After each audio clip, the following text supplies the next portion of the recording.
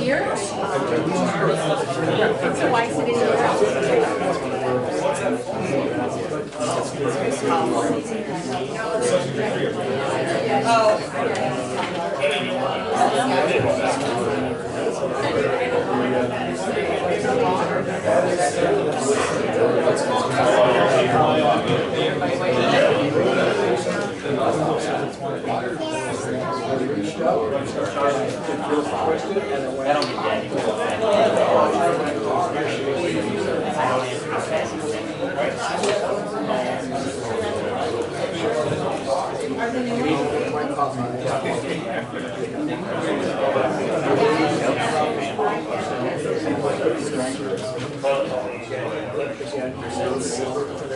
So, you know, I'm looking for Dan.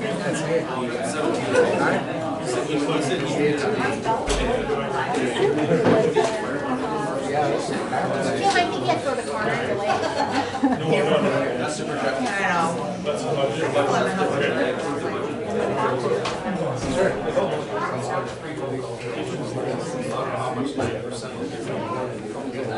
Yeah, I made it last month. What did you get?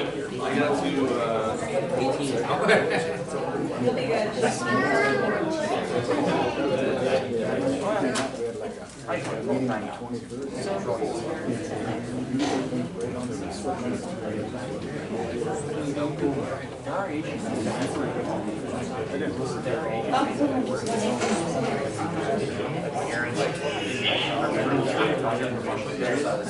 I mean, you would, wouldn't you?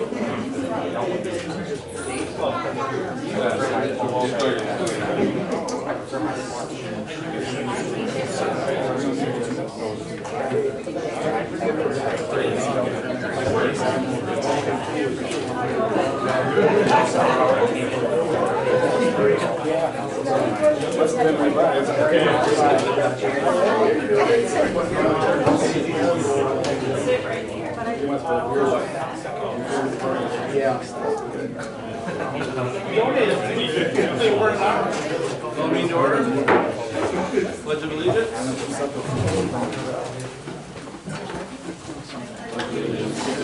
United States of America, and to the republic for which it stands, one nation, under God, indivisible, with liberty and justice for all. Roll call. Here. Here. Here. Here. Here. All right. Consent agenda 4 through 8. Does anybody have any items you'd like to pull out of that? Motion approved. Second. Motion approved. A second. Next item of presentation of Lifesaving Award, EMS, Police, Fire. Oh. All in favor? Say aye. Aye. Opposed? All right, now we're presentation of Lifesaving Award, EMS Fire, Police Department Award of Excellence, Officer Getty, and Investigator Additional. Chief? All right, so we have quite a few people here. There's a couple different awards, and I'll ask Fire Chief Newton and EMS Chief Tom to come up here, Boyer.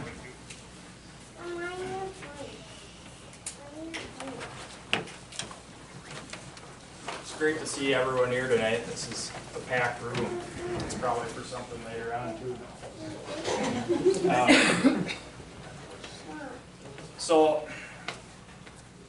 obviously, as first responders, we all work together, and it's I think important that we highlight one of these incidences that the fire department had responders or go to, EMS and the police department. We all work together on this call, and it resulted in a person's life being saved. So I'll just kind of read off a little bit of one of the awards. We have many to present in this matter, and just give you kind of an idea of what happened. So on July 27th of this year, we were dispatched, all of us, or somebody who may be having a seizure and was unresponsive. Our first responders included Officer McGrain, firefighter John, is it Cruz? Cruz. and many others. It would take a long time. EMS had a full crew that responded out, and together collectively they were able to restore a pulse and breathing.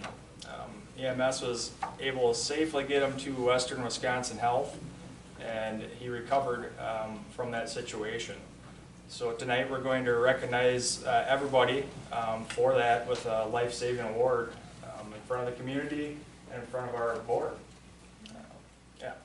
One thing I'd like to have before I start going through the names is about 2 months ago, working with dispatch, we got United Fire is now paged anytime we have a cardiac arrest at the same time. We do not have to request them. Within 2 months of doing that, United Fire is on scene with a cardiac save. So we can get resources on scene quicker. We've obviously shown it's an effective method of helping our citizens here in Baldwin. Yeah, so this involved people who responded there, it was in the evening. First responders came from whatever they were doing, dropped what they were doing, and went immediately to just help. They went directly to the scene, and I think that's important to know. Every little step counts. With that being said, from the police department, I'd like to recognize with a life-saving award Officer Samuel McGrain.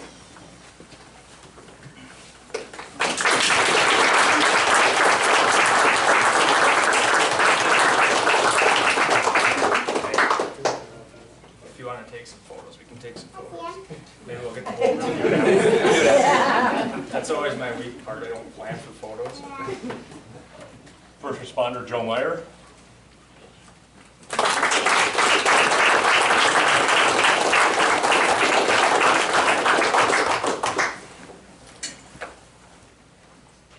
First responder Dan Schultz, both of which are on the range.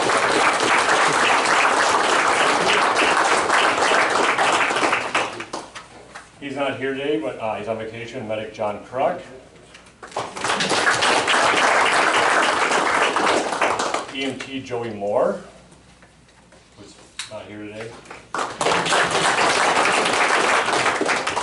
EMT and now medic Tony Patro just passed his test.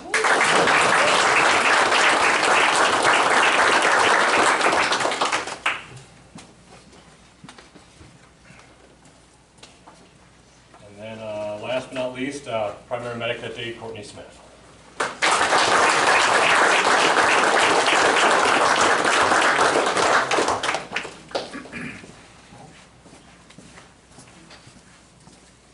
Before I start, mention Sam, Joe, and Dan are all firemen too, so we wear multiple hats in this group. And we started this, since we started this ECHO, I think there's been 3-4 already, where it's worked out outside of town and everything. One of my firemen was going to work at 4:30 in the morning, diverted right to the scene. We were so successful on that, but it's working out well. And we're working the same when we get a fire call they're doing, so we're as one group along with the PD. But firefighter, that's right, is John Kuz, was a neighbor and got over there. And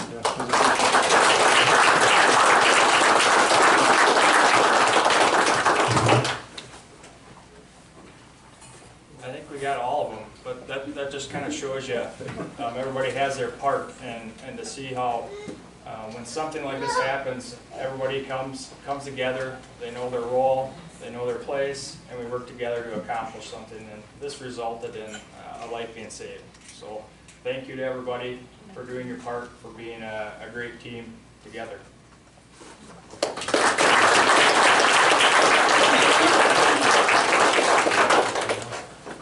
Yeah, if you'd like to get a picture, I do have 2 more awards after this, so maybe I can just do those quick, and then we'll get. We got time. Everyone stand between the flags. Okay, perfect.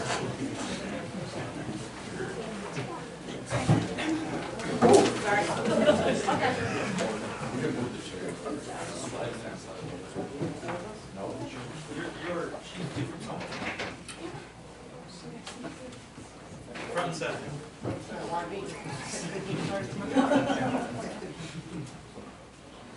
Hold your levers.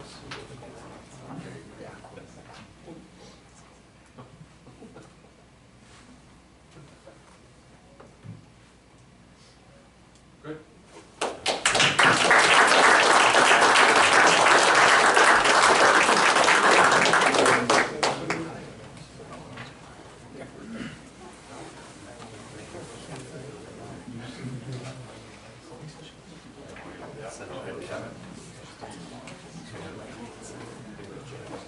ask Investigator Additional and Patrol Officer Getty to come up here. Just move that out of the way.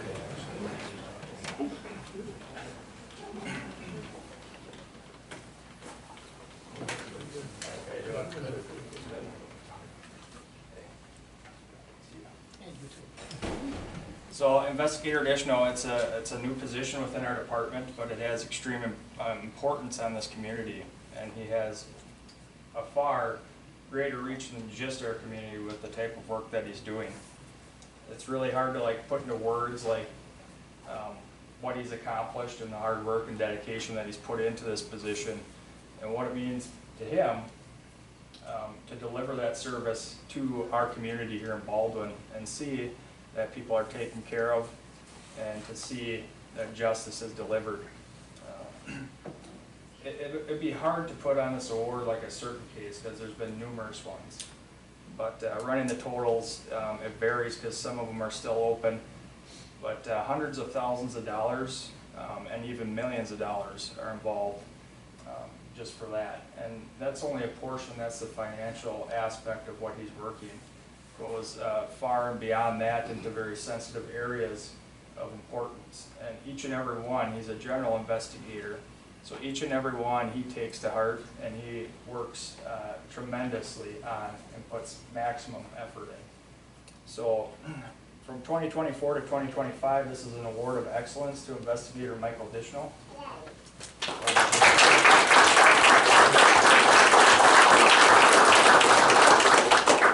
Say something, Mike. I'm just kidding, you don't have to say that. Thank you, Chief Moore. You're welcome. That was something, wasn't it? So, with that said, also we have a variety of roles. He's our investigator, and that's his focus. And it works through patrol. Patrol goes out there and fields a lot of these reports. They respond to numerous different things across our community and area. I want to give an award of excellence to Alexander Getty here, patrol officer, for going above and beyond. He's taken it upon himself and recognized some of the caseloads that other people in our department are taking on. So he went ahead and took the initiative to write numerous warrants over the past several months regarding different financial crimes in order to try and find the perpetrators. And some of these perpetrators, actually all the perpetrators, are not from the Baldwin community. So we have to reach out and find them by getting documents, financial records and such, and it's a tremendous effort and amount of time. That results in, again, justice being delivered to the victims who are right here in our community and also keeping our community safe. These are a couple awards. I want to highlight Alex's effort and just great spirit when it comes to police work with this award. Thanks.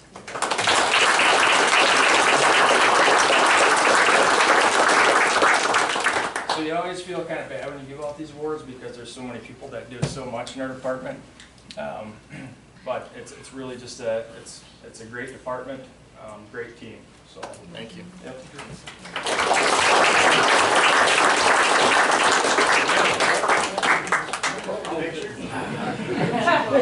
Chief, turn it up there. Can you come grab? Smile. Not to me. Sure. Yeah. Sure.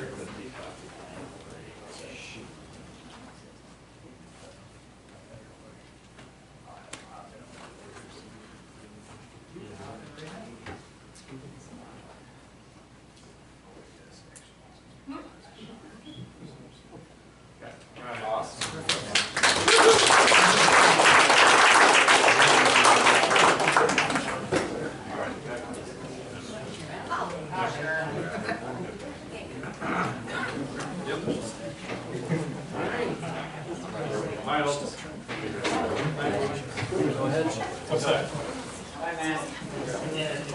Hey, you said you want to trade, right? I guess that's it.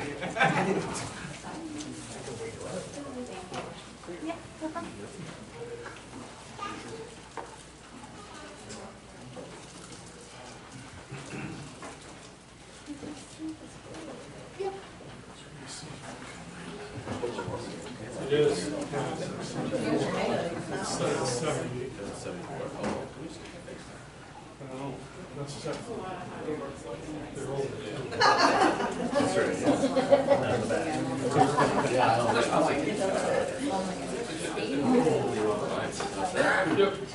right, item 10, presentation of the 2024 village audit. County Cross and CPA.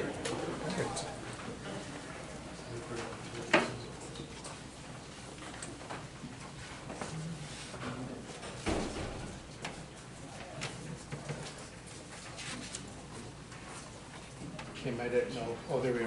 All right. Yeah, what I'm gonna go over, I think the board got a copy of a couple documents that we're gonna look at. And then it's on the screen there. It's a little bit hard to read, but it gives a little outline of what I'm gonna go over.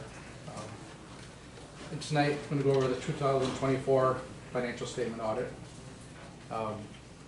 Everything went well. We got Kim, Steve, and Jody got the documents to us we needed to finish the audit up on time. And the village received an unmodified audit opinion, which is a clean audit opinion, the highest level that a village can receive. There's also, well, the audit report itself is a 90-page report, so just so everybody knows, it has the financial statement notes and the financials themselves, some supplemental schedules, so just so that will be out there and issued. But tonight is just going to be a summary of some of those things in that report. Then we also issue a governance communication, is what it's called, where we just note a few things that are required to be noted to the board. A few things as far as we have to disclose them, and CLA presents the financial statements or prepares them in the notes. So that's one of the things we note in that letter. We also prepare some audit adjustments as well. That's part of the audit to get it in the right format. And then the lack of segregation of duties, and that's just, you know, if you don't have a large enough office staff to segregate every single transaction cycle. So I want to emphasize too, these are very common with villages of your size, and it's been in that letter for a long time. It is something we have to disclose and have in there, so you guys know. As far as the numbers themselves, well, a few other things that CLA helps the village with: the PSC report that's due in May, the Form C that's due to the state, and then there's some TID reporting that's also due in July. So just a couple other reporting things that CLA assists the village with.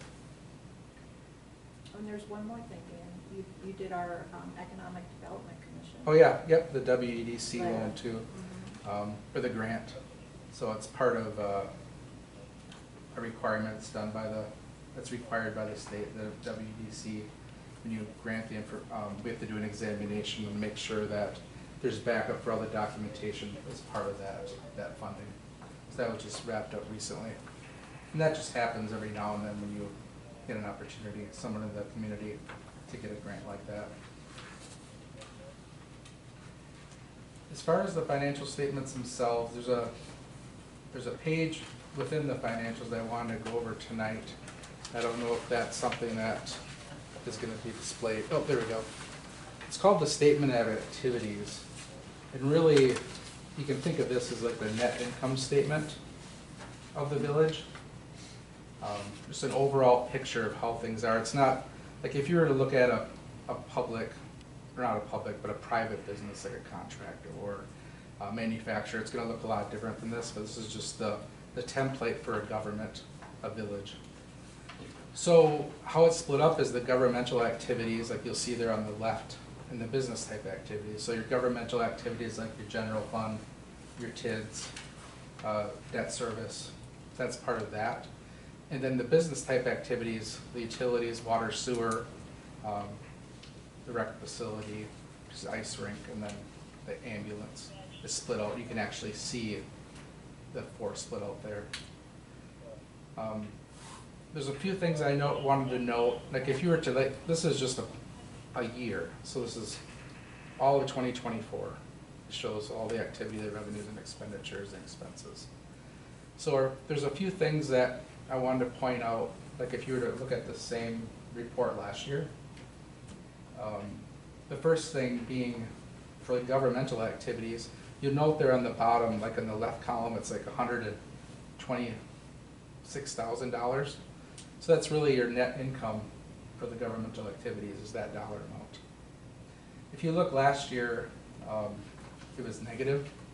There's a few things that contributed to it being positive this year, and that was property taxes increased about $550,000. And this year, there was like a $742,000 donation for the food pantry property. So if you were to compare those numbers, some of these to last year, that's why the revenues are higher, causing that number to be up compared to last year. Business type activities, that's towards the bottom, there's that 1 million to the negative. And there's a few reasons why, if you were to compare to last year, it's actually a positive number. But there's a few things that were different. Last year, there was like a $2.8 million of grant related to the wastewater treatment plant. So that caused that to go up. That's most of your difference really compared to this year's loss compared to last year's gain. And the water utility had some North Tower rehab, like $350,000. That was most of that on why it's lower. And then ambulance, it was a combination of a decrease in revenue and an increase in expense. And that can vary from year to year too in that category. But those are the things that kind of caused the negative million for 2024. Any questions on the schedule at all? Next thing I was going to go to is kind of a summary of the debt and the obligations.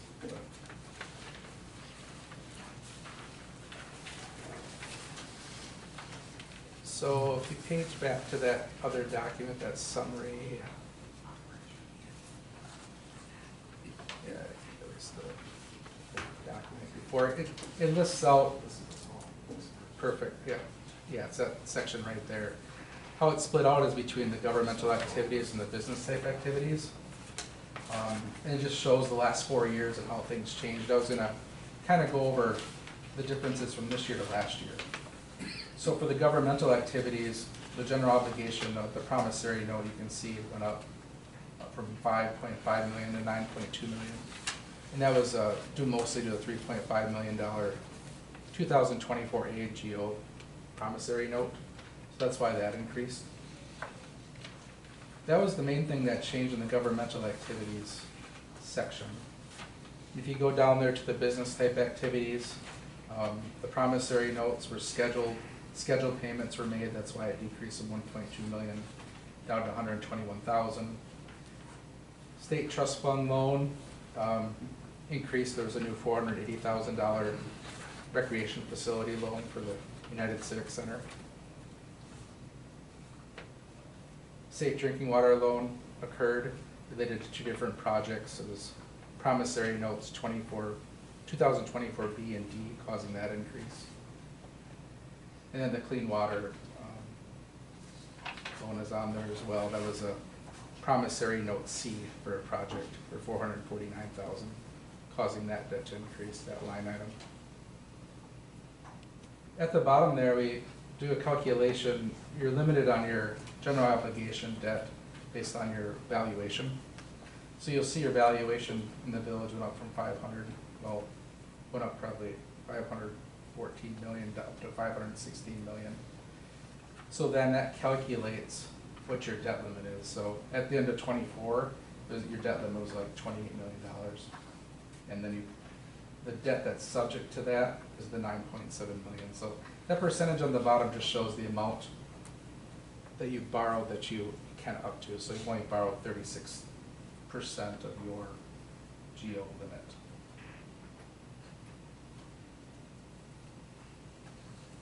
Any other, that's kind of what I was going to go over, keep it in general. But any questions at all about the audit or what we do?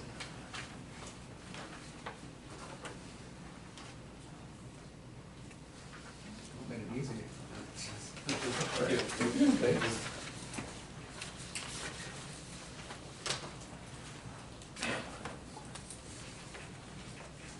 Item 11, public comments. Public comments are limited to 2 minutes per person, and you're unable to respond. Are there any public comments? Any public comments? All right. Update on the police department building renovations, Old Architects. So this is just a written update So it's in your meeting information. The contract is waiting to be signed by Lance. Once that's signed, they will probably mobilize within a couple of weeks, I've been told. The variances were approved by the Zoning Board of Adjustment on July 21st. The Planning Commission will be meeting in August just to do a cursory review of the site plan. And we're still awaiting the construction schedule from the general contractor, Brookhammer. And a pre-con meeting will be held soon. We don't have a date yet, so that's where it's at. So Mark, just, I'm sorry Lance isn't here, so I can tell him, but on the way over here, I did get an email from Jeremy at the Department of Administration with a copy of a lease. I haven't looked at it on my phone, but he did send one. In order for them to do this internally, they had to break it up. So there's going to be a lease for the main building, and there'll be a lease for the existing cold storage garage that's there, and then there'll be a third one for that smaller one that will be built. Well, apparently, if they go over 10,000 square feet, it's a whole nother thing they got to go through, and it could take 6 months. So that's why they're doing it this way. But in general, the amount is what we thought it was gonna be. I don't know. Oh, yes, yeah. But at least we got something. Hopefully by next meeting, we'll have it done. All right, item 13, review bond financing options for the PD building and the 9th Street project. Sean Lentz, Elders.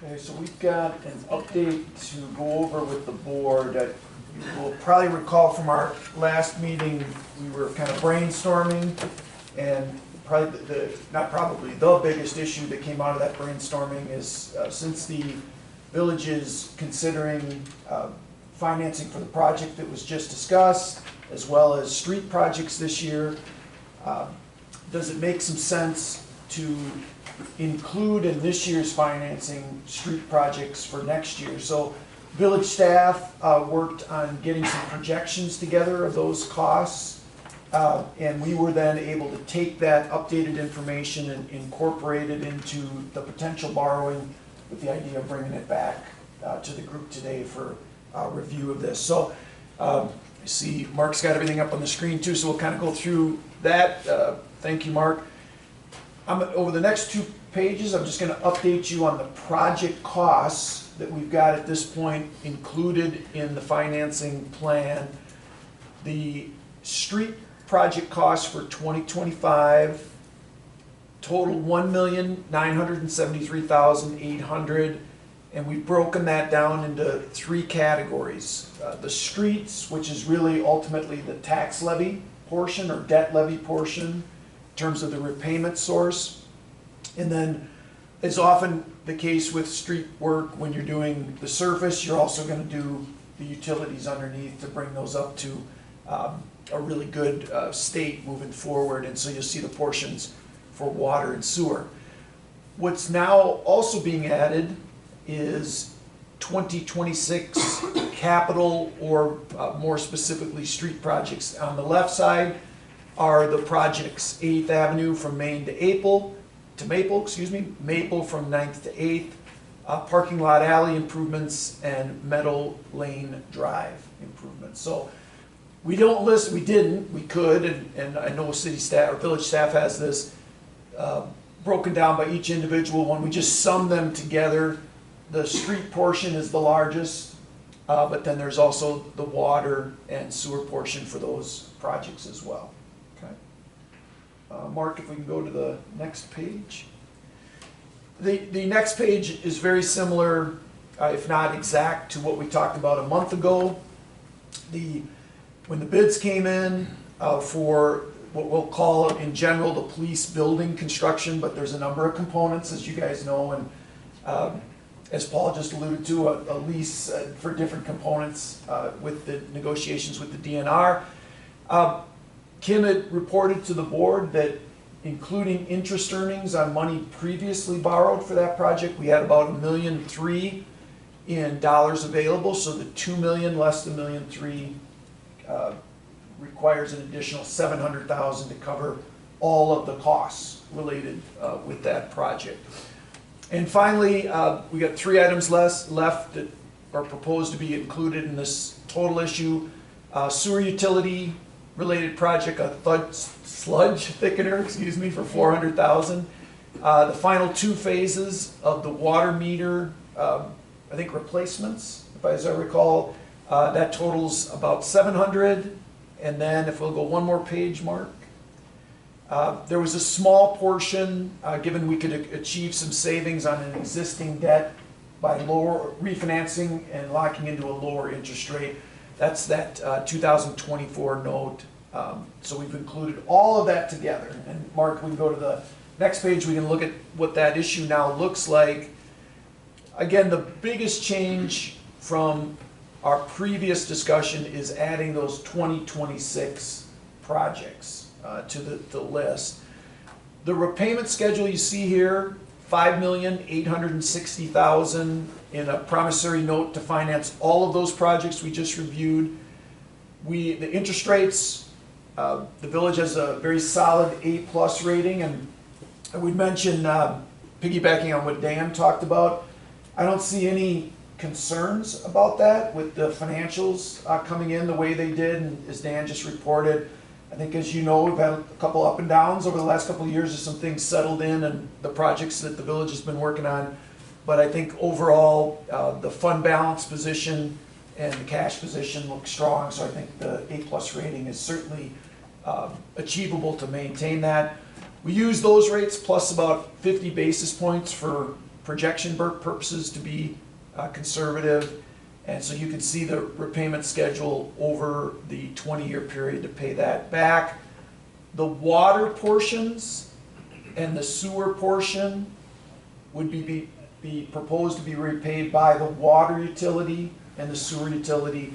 The street portion and the facility, the police department and the garages are to be paid back by portions of it are the levy. A lot of it is the levy, and then as Paul just alluded to, the board has directed in the past that the lease will also help to reduce the annual debt service requirement by taking that lease revenue and applying it to help make a portion of the debt service payments. Okay. Mark, if we can go to the next one. Now, with this financing, I don't need to tell you guys, you've done a number of major projects in recent years. We wanted to give you an update on where you'd sit with your general obligation borrowing capacity. And again, this includes now the 2026 projects. The orange line at the top is your borrowing capacity. And as you can see on the list, that actually went up a little bit because the new values are out. So your January 1, 2025 value does have an increase. You're at about $585 million in value for the entire village. 5% of that is a little bit more than $29 million in GO borrowing capacity. With the proposed new issue, and then less the payments that you guys have already budgeted, and some of them you've made, some of them you'll make through the rest of the calendar year, you will have about $16.3 million in general obligation debt outstanding, which will leave you just under $13 million in capacity. So this is certainly an elevated debt level for Baldwin in terms of GO debt, but when you think about the projects you've taken on, and hopefully these are legacy projects, long-term life here in the village to manage the facility needs in a growing community, you could still see you've got significant capacity available if you need it. Okay? And Mark, we can go to the next slide. The other part that we always like to review with you, and this is actually very, even with the addition, I think it's very consistent with what we had talked about before. The dark orange bars are reflective of the current debt levy for existing debt that the village has done in the past. And then on top of that is the impact of the new debt levy portion. So really this is the street and the facility portion, the PD and the garage portion not covered by the lease payment. So that's what's being added on top. And it's the streets portion for 25 and 26. The debt levy this year again was between about 550,000. We expect that to go up to about 790,000 with the financing as proposed. So the light orange bars on top of the dark orange bars is the impact of adding that. And the roughly, again, we're using conservative interest rates. I'm hoping we'll see that number be lower than the 790 once we would take competitive bids on this. But that would be a ballpark budget number that would need to be included in the 2026 budget to cover your principal and interest payments from the debt levy.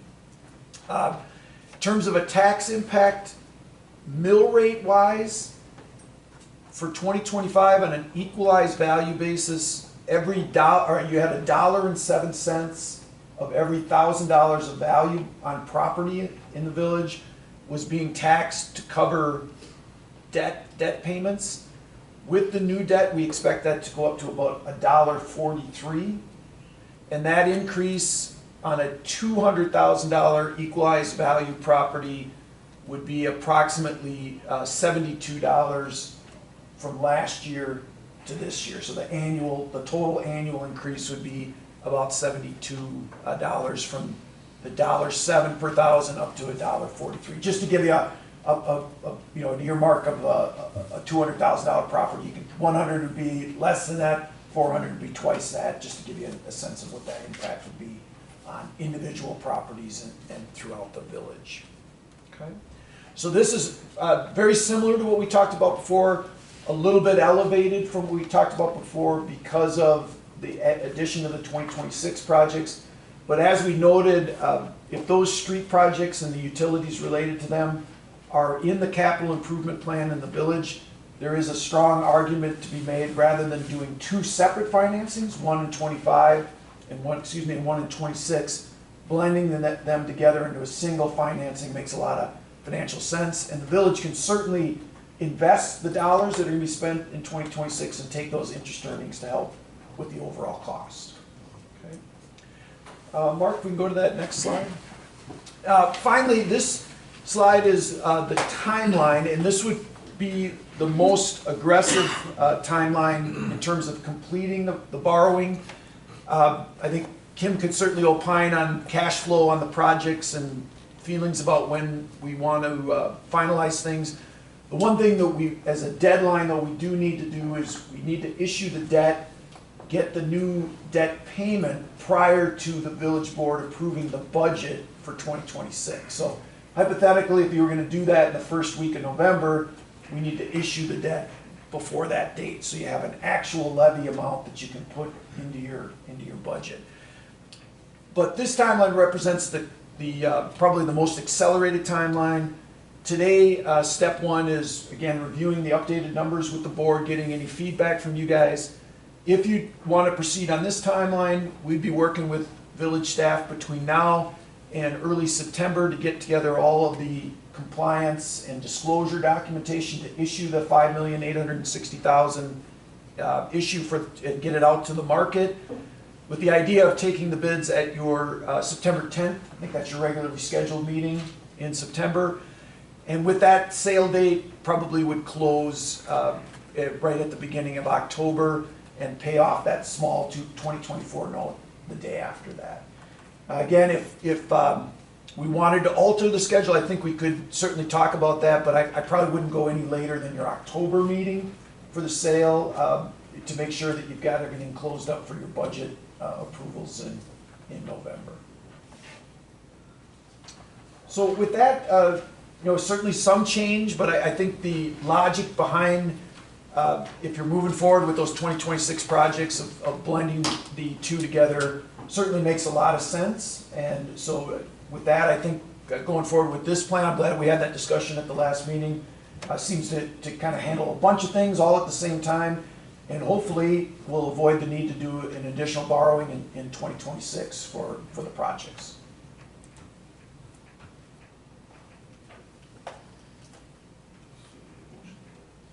No, I don't think you need any motion or anything tonight. No, I think the only thing, my coworker Peter and I have been working with the village on this. The only thing we'd be looking for tonight is if you had any questions or alterations to the plan that you want to tell us about, like, no, we changed our mind on something, let us know now. But just a motion, hey, guys, proceed as we talked about, and then the timeline that Mark just moved up. Do you want to move on this one, or do we want to have the sale maybe a month later in October instead? That's really all the feedback we need. Okay, so if everybody's comfortable, we'll move ahead with it. Seems to make sense. Does this require a motion?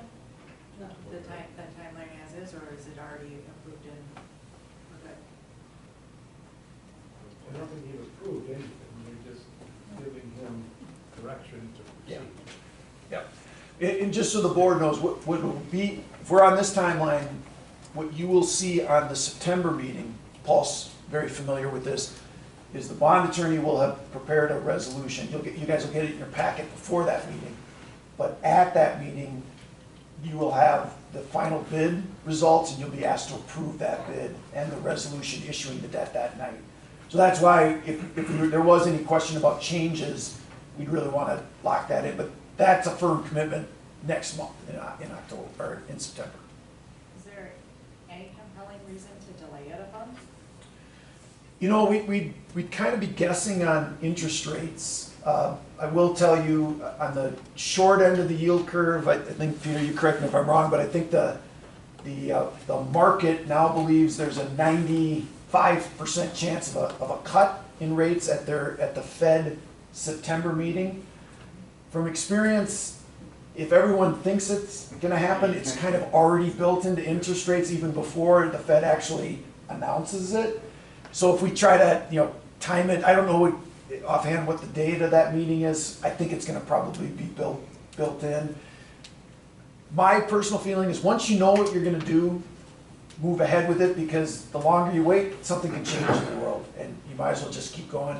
But unless Kim, if there was other reasons from a cash flow standpoint, I know you got bills, you got to pay too.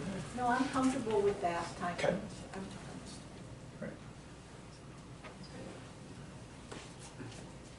Sounds good.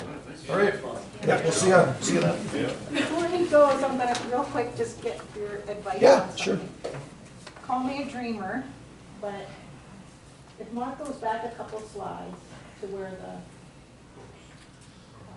this is for Ellers, one more, Mark, I think right there.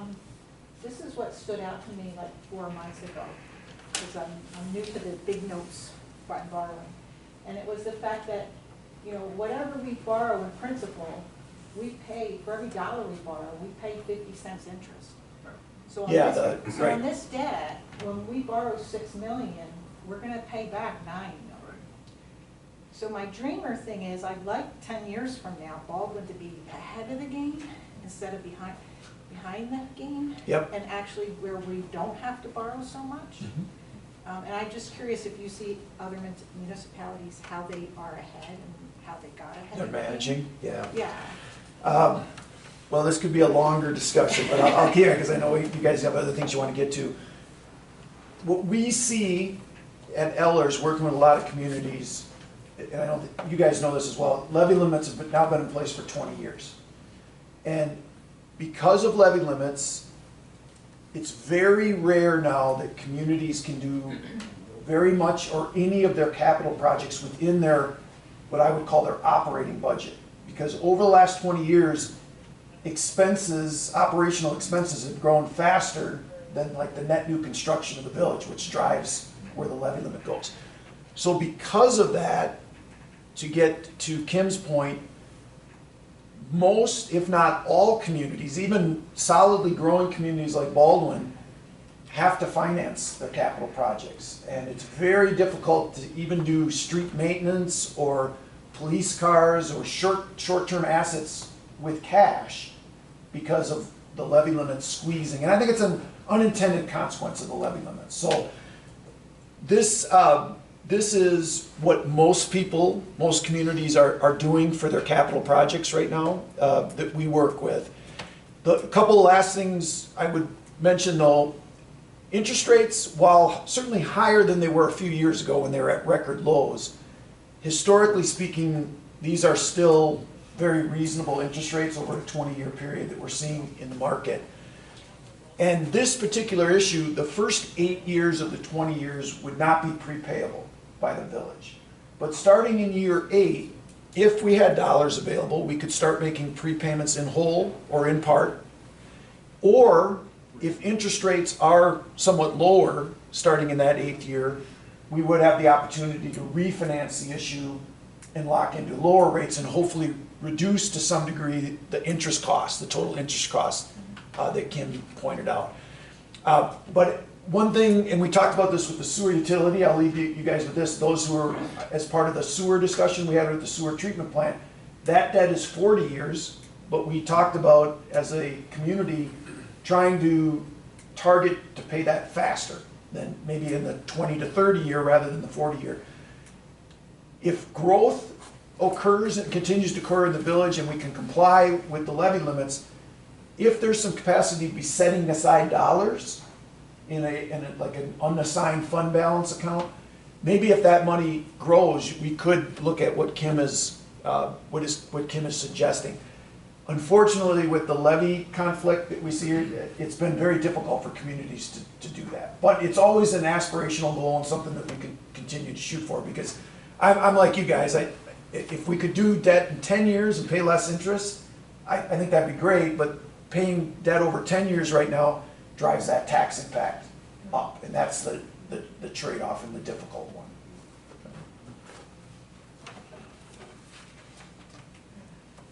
Okay, we'll see you next month. Thank you. Sounds good. All right, item 14, 9th Street project. We got the review and approve change order request 1 over at Baldwin Excavating. Yeah, I guess both were reviewed and are recommended for approval to start out. I guess the only thing I wanted to go over, I think you should have a summary for the change order item, and make sure there was no questions with that. It contained 2 different additional work orders, one being related to sanitary sewer and then one being related to some storm drain. The sanitary sewer, it was the manhole in Florence and 9th intersection. It was called out on the plan as 8-inch, so they needed to set a price for installing that. I think it's 64 feet of 12-inch sewer. And then there was a roof drain off the Lightstream building off of Maple that it came into a pipe in between structures and was unknown about, so that wasn't in their bid. So they need to have the additional work order for that. One thing I'd probably highlight with the sanitary sewer is that it's setting a unit price for that 12-inch sewer, and that's 64 feet less you're paying on the 8-inch. So I think the difference was somewhere around $2,800 for what you're paying for the 12-inch versus if it was 8-inch on the contract. So.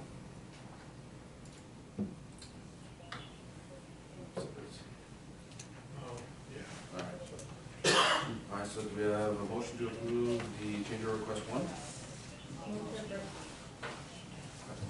Motion is a second. All in favor, say aye. Approve pay request, the motion to approve the pay request number 2, 9th Street project. Second? All in favor, say aye. Aye. Opposed? Alright, number 15, review approve Be Well Clinic continued participation. So, basically, I don't know if everybody's familiar with the Be Well Clinic. the village's participation in the Be Well Clinic. Basically, I did put some information in your packet, just a little background on the Be Well Clinic. The village has been involved with the Be Well Clinic since, I believe, 2018. It was started a few years earlier by Nolato, the BW School District, Vital Plastics. The village came in a couple years after, and then we were kind of a provisional member for 1 year, and then we're a full member after that. So what the Be Well Clinic offers is basically our employees and their spouses and families, anybody who's on their health plan can use the Be Well Clinic, and it provides, more basic end, but they do, people have chronic conditions, they can treat them, help them with medications, different things like that. A lot of what happens there is annual physicals, sports physicals, people with, strep throat, the flu, more basic things can go there and basically pay $25. And, the benefit that the village was probably sold on with this was that any of those claims don't go on our health insurance claims. So anyway, the issue that, since I've been here, that we've run into with the Be Well Clinic is our participation has been running at about 30%. And I do have in here some of the updates or the summaries that talk about, here's the 2025 year to date. We have 31 full-time employees, 28 of which are on the Health Partners Plan, Village Health Plan.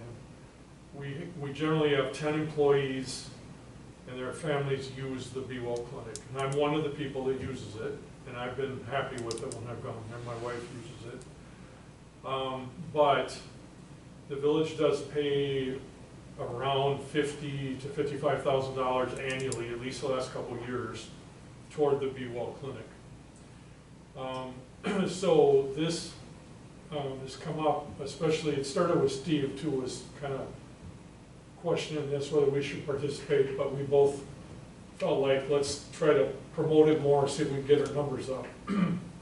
But in the 13 months I've been here, the numbers have gone up a little bit, but not a lot. And I guess our kind of overarching concern, to cut to the chase here, for this year is we have a couple large claims on our health insurance, and we're, somewhat concerned about what the increase is going to be for 26. The last actually 3 years, our health premiums have fallen or basically stayed the same, which has been absolutely incredible. But we feel this year, and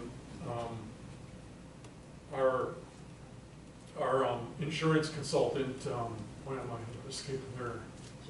J.A. Counter, Alera was bought out, or Alera bought out J.A. Counter. They've kind of braced us that they think it's going to go up a little more, and we haven't gotten the initial renewal yet from Health Partners, but we did ask them to give it to us early this year, and they said they would. So we haven't gotten it yet, and once we get it, J.A. Counter normally will work with them to try to get it lowered.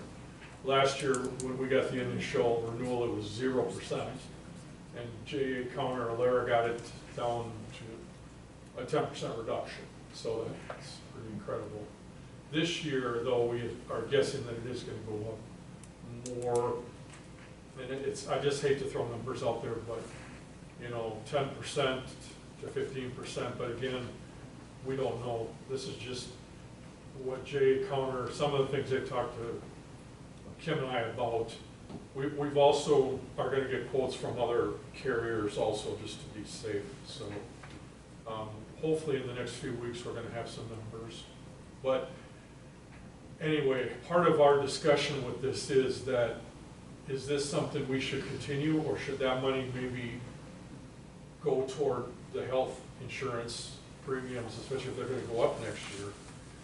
And kind of the hook with the Be Well Clinic is we have to give 6 months notice. And I asked Paul to look at that. So I don't know, Paul, if you have a good,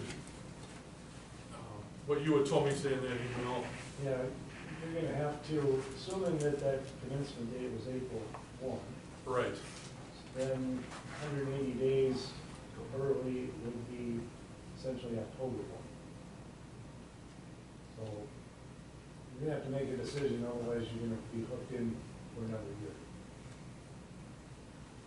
Mark, when did you say we'll have a better idea of the premiums for the coming year? I would say by the September meeting, hopefully we're gonna have some idea of that So that's when in we'll. the next month. I mean, hopefully before that. So then, at that point, we probably would have enough information to Yeah, make a decision. yes. I mean, as far as looking at that and saying, okay, maybe we need to adjust the budget. Yeah. Yeah, and the real short-term problem right now is that their provider, the PAC that's been there for 2 or 3 years, I believe, gave her notice, and she still has agreed to work part-time, but they did hire another provider, and that provider was there one day and quit. So, we do have a meeting on Friday. I got a call because the members are all looking, and I did put in the packet, I put an email in there from Alera. And one thing in that, it did talk about, we're going to be talking about some different options for this Be Well clinic. Different models, yeah, so it's, if you see the outlook, basically, there's some options that Alera gave us that we are going to talk about. And part of the thing is some of these options might be more cost effective than what we're doing right now, and I would like to see those. But at the same time, I also understand just the rate of participation we have isn't where we want it to be. So, we're going to look at a different model of management, a different management company, or looking at whether we should reach out and get proposals from some other companies that manage these employee clinics. That's one of the options, a hybrid option, reaching out with the local providers. I know they've already had discussions with Western Wisconsin Health. That could be another option. So, this is going to really get turned on its head in the next couple of weeks. So when I come back with this in a month, we may be talking about a whole different deal. There's even some idea that maybe they'll just shut down. I don't know if that's going to happen. I will say too, the school district is looking hard and fast at this, and the school district is the biggest. And if they pull out of this, it's probably going to be curtains, I don't know.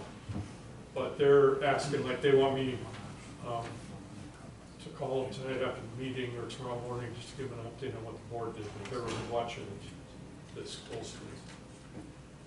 But if we have October as a kind of a drop dead date, then I would say that we could come back in September, and we may have some more information on what changes might be coming.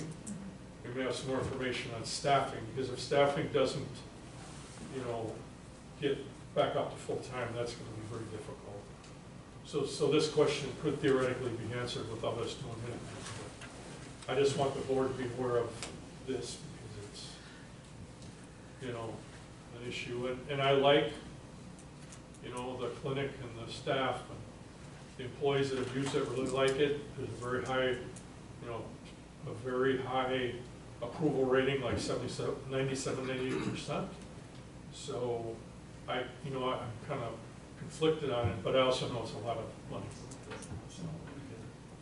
Mark, it just seems to me like we're off by a month, because I thought when we looked at it, we had to make the decision and send the letter by the end of this month. Well, the deal is there's a continuation date, and I had Paul look at this. The continuation date I found was Commencement date. Commencement date, I'm sorry. Commencement date was it April? April 1. Yeah, there's- April 1. There's the effective date of the agreement. That was March 1st. but it goes annually based on the commencement date. That's what the renewals are. And you have to be 180 days before that renewal date. So assuming that April 1st date was the commencement date, 180 days back gets you to beginning of October. But I thought that when I first looked at it too, I'm thinking we gotta do this before September 1st. But then you got another one. If you wanna be really safe, you can do it sooner. Oh, absolutely. Yeah, that's an option. I mean, if you know, you're gonna have some meetings and you know if it's all falling apart, then just give them notice. Well, if it falls apart, we're not gonna have to worry about it. That's the thing. Well, and is that an option that with everything going on, we give notice and then if things go back together and then they Yeah, give we us a talked about price? this, that an Then we option could- would be, we would give notice and then ask them that if either the management structure of the clinic changes or other aspects of the clinic operations change and the village, including, of course, that would be cost, if there's a cost reduction, the village would be willing to relook at that. Now, I guess the thing is, in a month, we may know more. If they're gonna continue and they're gonna try to find somebody else, you know, it's real dicey, it's very difficult, you know, staffing with healthcare is very difficult. And a clinic like that is, you know, it's tough to recruit people, it just is.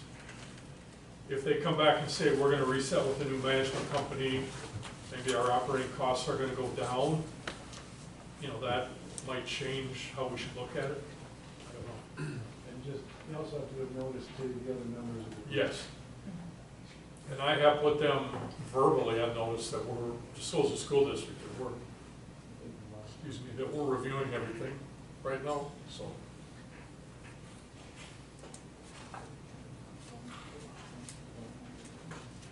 So based on that, and went with the health agreements as well, we want to table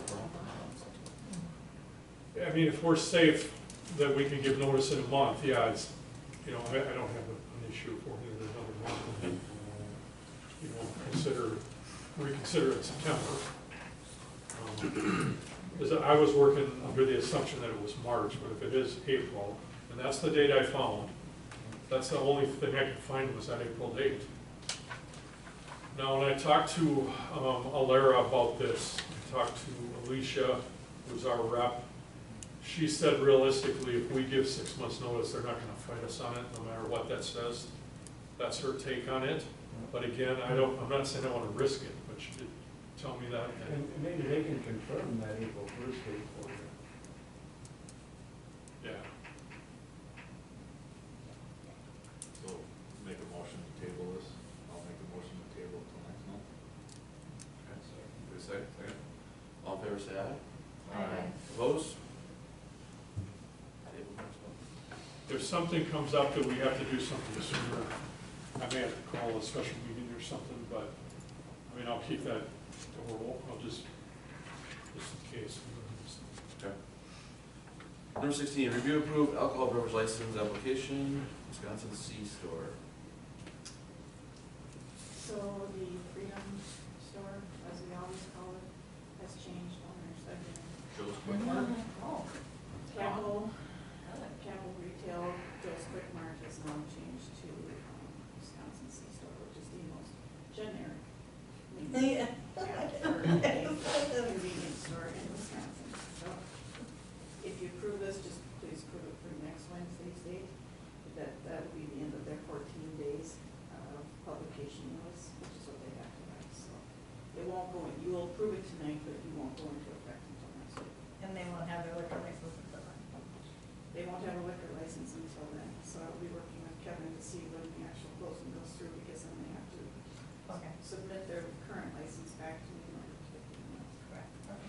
Make a motion to approve the liquor license for Wisconsin C-Store, effective August 20th. Second. Second. All in favor, say aye. Aye. Opposed? 17, review approve release of retainage for Johnson Tractor. Eric. So yeah, as part of Johnson Tractor's development out there on Basin Drive, they extend the street, the water and sewer. there is a developers agreement as between Village and Johnson Tractor. And it outlines kind of, as they do the improvements and get them done, they turn the street over to the Village. So it's not officially the Village's yet. Graham and I have inspected it, both the water and sewer and street itself. There are some incidents that need to be cleaned up yet, but I would recommend that we accept the improvements and take over the street. So that's one thing, and I did put in my letter to a couple of potential motions. And then the second thing is that they've got a financial security that they've got as well for the same improvements. The developers agreement allows a reduction in the financial security, but that it stays in place for a year from acceptance. So if you do make the motion to formally accept the improvements of Gracie Drive, then they have to keep the financial security in place for a year. And that reduction, I don't know what it's at right now, 260,000 something. I don't remember exactly, but to reduce it down to 20,000, which would cover the remaining items that they've got, which is basically growing grass and planting some trees. It gives us a little bit of a warranty buffer to kind of.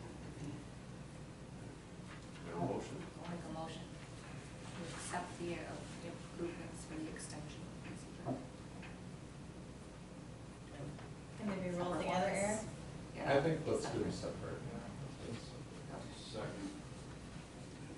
I'll make the second motion to reduce the financial security for Johnson Tractor to 20,000. You have to vote on the separate. They vote on the first I one. have to make that. Separate, all right. I'm so sorry. All right, so we'll do, all in favor of the first motion, as stated, say aye. Aye. Opposed? Second motion? Let me say it again. Yes. I'll make a motion to reduce the financial security for Johnson Tractor to 20,000. Second. All right, all in favor, say aye. The only question, Aye. sorry, the only question on that is, so are we reducing it if any damages come up, that comes out of there? So these, do they still have a warranty a year from acceptance to? There's a warranty, and if, there's a year warranty, and if they don't fix it, the first obligation is for them to fix it. If they don't, that's why we have the security.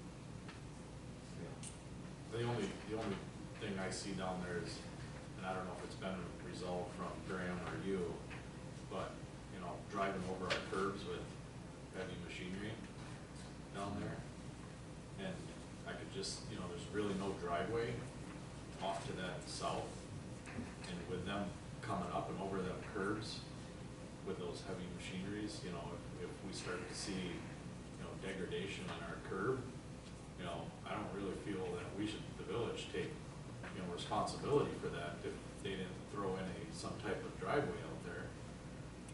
Yeah, That's so the that, only thing. And if this doesn't include warranty work or money, then I'm all for it, but, They shouldn't be driving over the curb. well, right, That's the and first. that's I actually, understand. They're driving over the curb and down through the ditch where they're trying to grow grass. Well, they are. Yeah. So I don't know if that's something, and it is kind of a separate but same issue, so, it's more of a zoning thing, so they included some areas for, display of equipment. I'm pretty sure it wasn't on the south side of Gracie. thank you, I was gonna bring that up next. So, we could go back to them and say, hey, either figure out how to make this work with a new submitted plan, or stick to the plan that you have.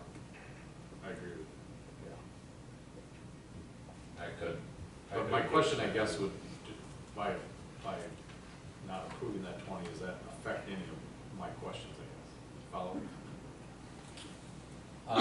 So the 20 would still be in place, they'd still have to repair, without us drawing on the 20, hopefully just that they would repair it on their own.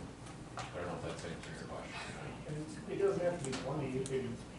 Yes, you could pick a different number. That's the number I picked, actually. He wanted it 0. I said no, instead of 020. Yes. Yeah. Well, amend the motion? Just watching out for our good. Any other questions? You know, and I think the zoning thing we need to bring up, you know. I don't know what happened, I think someone was asking. Okay, we'll scratch that last motion. Is there a new motion?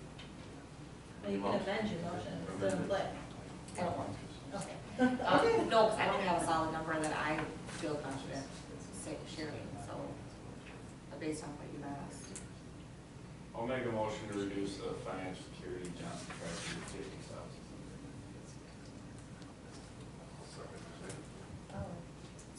We have a motion second, all in favor say aye.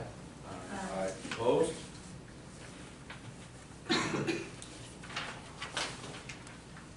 Number 18, review approved contract for ambulance billing collections.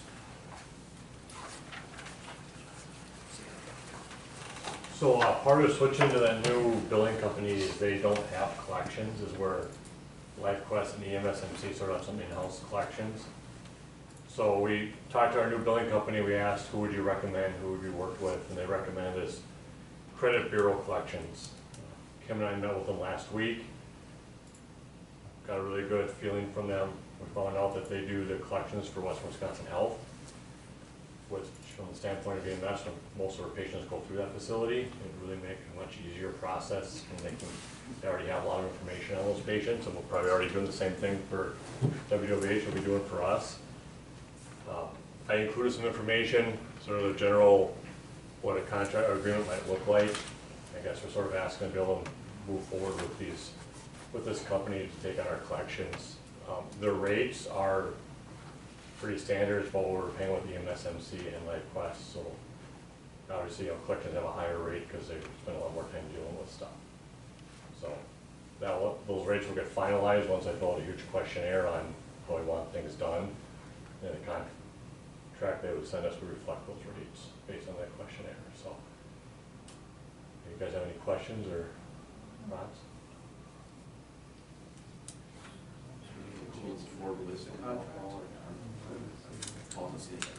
Well, this is a rough draft. We'd actually have to fill the thing, get a formal contract with the exact billing rates and that kind of stuff, and we can bring it back to you guys for approval. But I just wanted permission to go ahead with that. Do we have a motion? Yeah. It is approval. To move forward.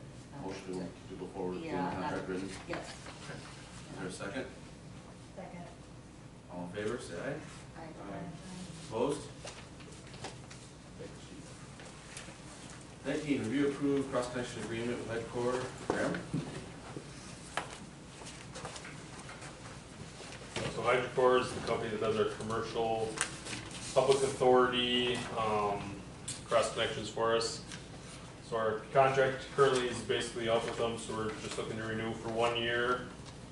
So it's based off of 3940 inspections.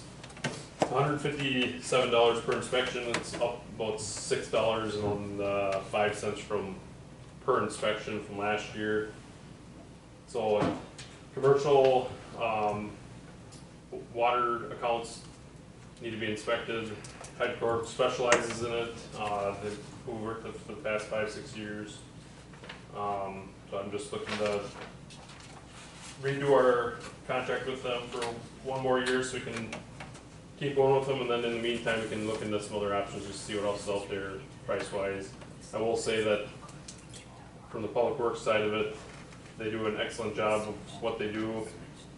They pretty much handle everything we have coming at the very end when people don't comply and threaten to shut their water off type thing, but overall they do an excellent job. As with doing our inspections and our installations of our meters, they did a great job, and I'd say they're pretty a pretty polished company as far as doing it correctly, communication, all that type of stuff. So that's what I'm looking for. Make a motion to approve 1-year renewal of hydroponics. Second? Second. All in favor,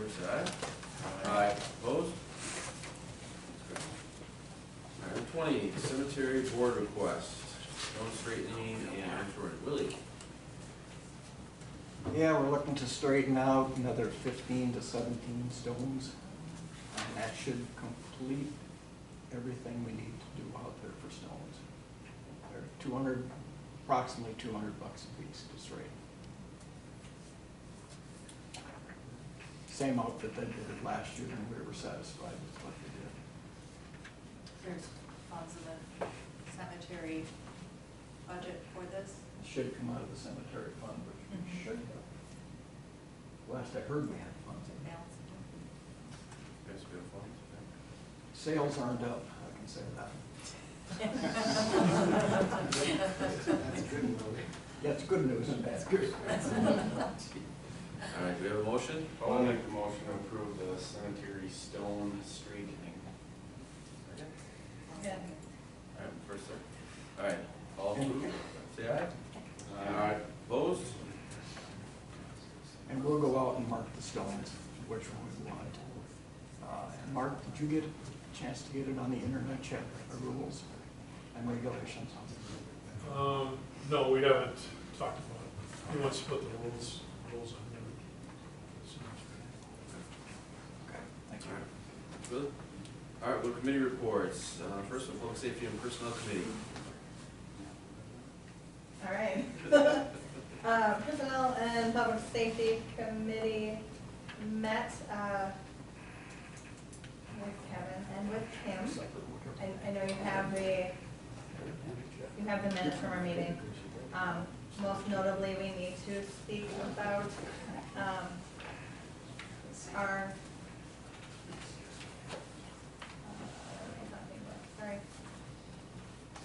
We have Nicole and Jason here from St. Croix County to talk about our plans. And, huh? That's a different item. You're on public safety. Oh, I'm on public safety. I'm sorry. I'm on different things. Okay. We met with Kim to discuss her proposal of having a part-time accounts payable person, which I believe is the description in here. It is not. 21A. Yep. It is, okay, it is, good. So, do you want to talk about this, Kim? Sure. So, in the finance area, there's a lot going on every day. Jody and Jody handle a lot at the front end on the utility side of things. But then on the cash flow out is accounts payable and payroll. So I do both of those right now. And what I'm seeing is, and in order to try to stay above water with the other things that are happening, working with Ellers, working with the auditor, month-end statements, I've been working a lot of weekends. And I think I can see when I look back over 3 years, a 20% increase in the number of invoices and the number of checks. And the village has grown, and I'm asking for help because I need to be able to spend more time on things that are coming up, the budget, which that budget, you know, after we saw the audit numbers, that budget, it all ties together. We want a budget that's gonna be break even, right, or better, or break even, I guess, when you're government, you're not, but we, I need to do, I wanna get the financial statements done and to the board before the meeting. Last month, because the meeting was early and then it was a payroll week, I couldn't get the accounts payable done. So as Dale noticed, the reports are a month behind.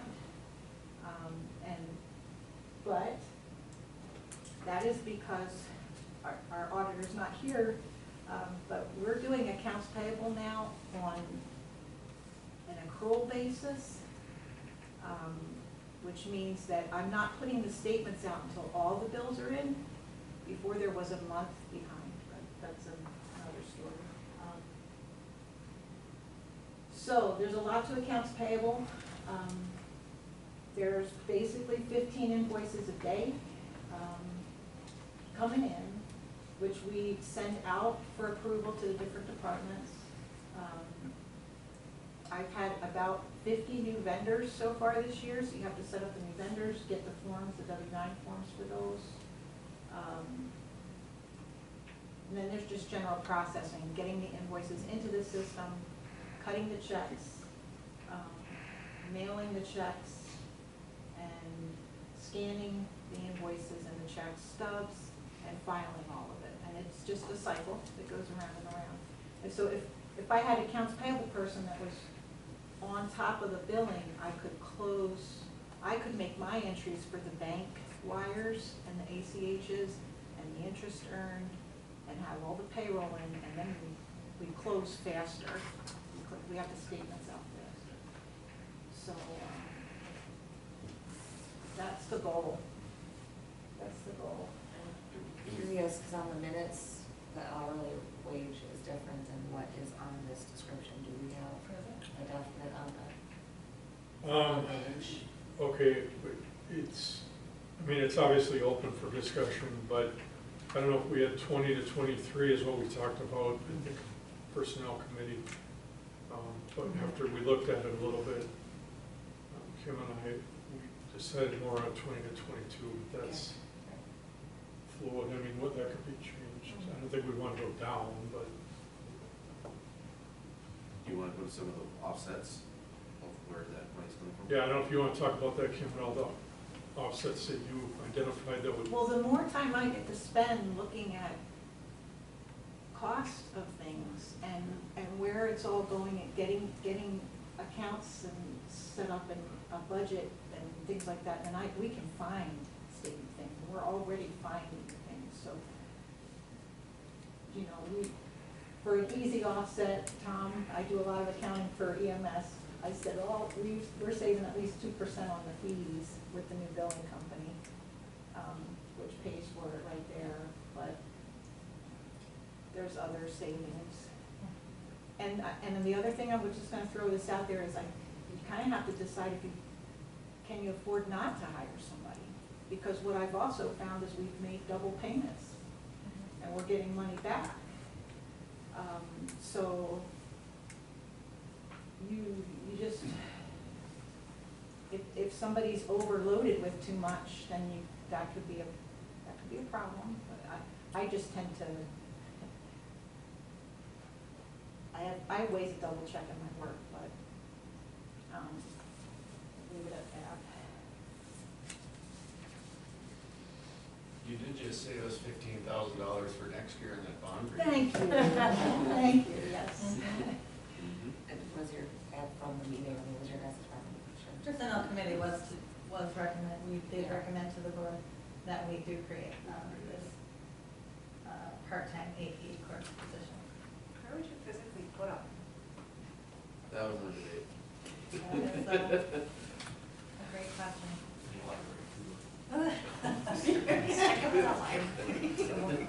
We did talk, we didn't have an answer yet to the. Well, we'd say within 6 Happens. months or 7 months we'll have more room, but in the short term, if they're there 2 days a week, maybe they could, you know, they might be working with Kim part of the time, maybe they'll go in the conference room part of the time. There's always the history room in the library. Yeah. Is there, is this a request for immediate, or is this a request for, let's budget for this? Immediate. And we have room in the current budget to absorb? Because there's been savings recently. We also had some money that was sitting in Pillar not earning any interest, which I moved last month, and we're gonna earn $2,000 a quarter, $8,000 more a year on that. Well done, Kim. Well done. And this would be a permanent position or a temporary? Permanent but part-time, so there's no benefits. Part-time. So if you did $21 an hour at 20 hours a week, it's $21,840 annually. I'll make a motion to approve the request for a part-time AP clerk at 20 hours a week at the requested pay range of $20 to an hour. Wait for a second. All in favor, say aye.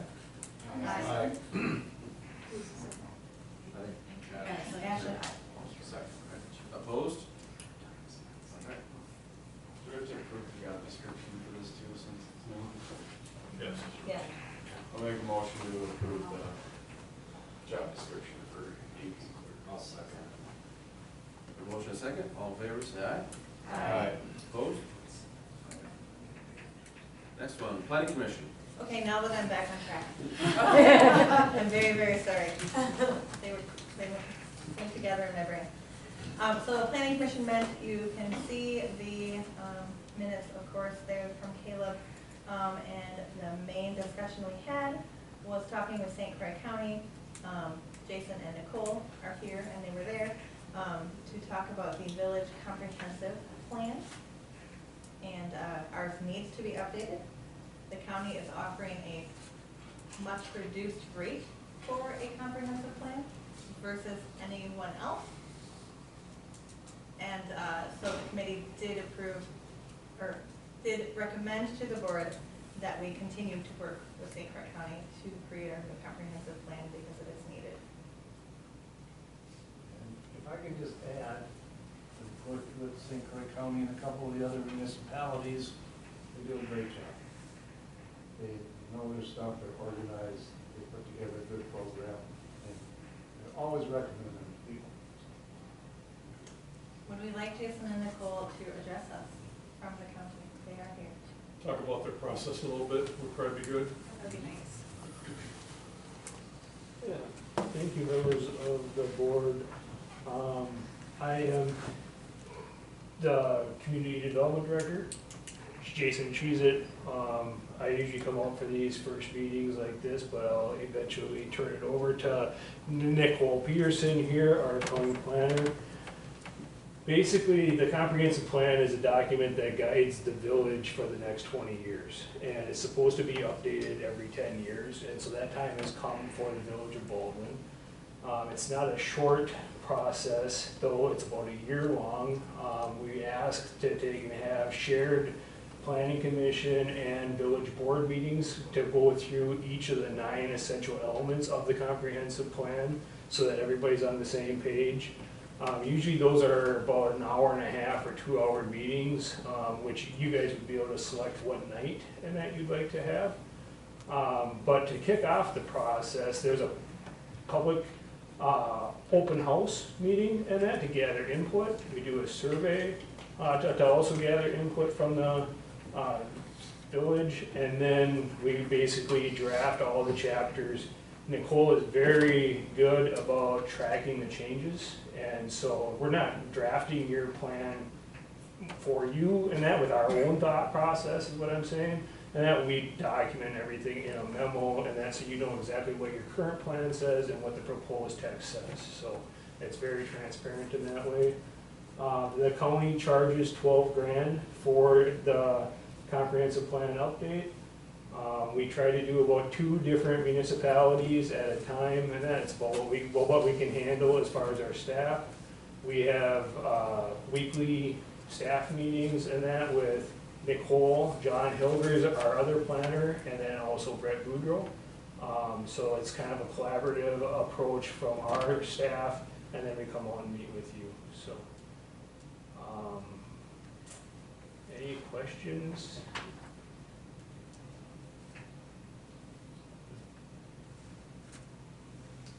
So the planning commission, when these guys came and talked to us last week, one of the kind of questions that came up was when the county looks at the comp plan, basically are they gonna kind of start from the ground up? That's what we want, and that's what we need, and that's what they're gonna do. So it doesn't mean everything's gonna get changed all around or the zoning's open, but it means they're gonna look at each area pretty objectively, and in the way they've described it, and maybe Nicole could talk about it. There'll be a community survey done toward the beginning of the process. Again, very important. You have a copy of that, what is the typical survey that they kind of put together for us. There could be changes to that. We actually Nicole did make some changes based on the planning commission comment. But the thing with this, with the county, is that it's, I think it's a very good opportunity for the village, because the cost to do these comp plans with private companies is $50,000 to $7,500,000. It's not uncommon, because it's a very labor-intensive process. There's a lot of maps and a lot of things that go into a comp plan, and so this comp plan, what they're charging is, is basically subsidized, as wants to put it. But I feel that it's going to give us a good opportunity to get rolling on this. They've told us they could start in the next couple of months, but basically bill us starting after 26, after January or whatever. So we can kind of get started on this, and there's been a lot of talk, I know, about it, and the need to update it. The last update that the village did was more of just a cursory kind of update. It wasn't really a thorough, kind of starting over and trying to build a new plan. So and that's what this one involves. So just to kind of summarize, the 9 essential elements are basically the intro chapter. Then we talk about housing, economic development, cultural resources, transportation, utility and community facilities, and natural resources, and ag. And so some of those chapters you're not going to have a lot because you are an incorporated area, but it's really a good opportunity to look at your library, to look at your police force, to look at your transportation plans. And so our staff will assemble different options for the village to consider. And it's, again, it's going back to your plan, so you're able to take and decide which way you want to go. But that's kind of our process. And so the reason why the county does it for a fair price and that for the municipalities is because everybody in the village of Baldwin pays taxes to St. Croix County as well. And we don't have to make a profit, or we don't have to keep the lights on. And so we've done plans for the town of Somerset, the town of Richmond, the town of Star Prairie. We're currently wrapping up, and at the village of North Hudson, Baldwin as well. So there's several communities in that we're doing. We're just starting with the village of Hammond, so we'd be doing the village of Hammond at the same time as the village of Baldwin, so those two kind of go hand in hand too. So Hopefully you're wrapping up North Hudson. we're trying. So with that, if the village board wanted to move forward, we would need basically 2 different motions. One motion would be to approve the agreement that was in the packet to work with our staff on that plan update or that plan amendment. And then the second one, we need a motion to approve the resolution required underneath statute to kick off this process and with the public engagement process. So, and then the last one is just a consensus on whether or not the board feels like the survey and that addresses all of the questions that you want to ask as a village board. So, and if you got anything that's specific, like I've got a concern about this in the village, are we doing this all right? You can definitely ask those questions. It doesn't necessarily have to be comprehensive plan related. I'll make a motion to approve the agreement between Village of Baldwin and the St. Croix County Community Development. Second. All right, with motion second. All in favor, say aye. Aye. Opposed? Okay. Now we have the resolution. And a motion to adopt the resolution that is already written here for the 2025-26 comprehensive plan update public participation plan. Yeah, with the resolution, we roll call. Yep.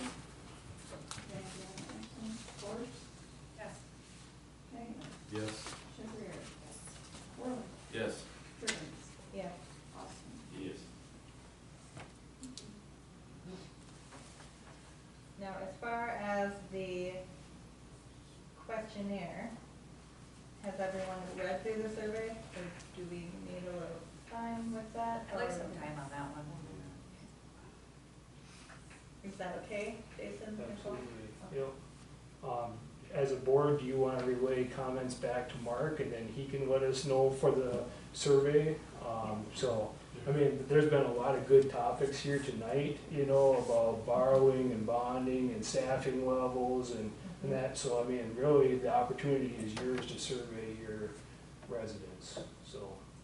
One of the things in that we'd like to take and figure out though is when you'd like to have a public open house to kind of kick off that process, and if there would be any dates that you'd like to consider or attend.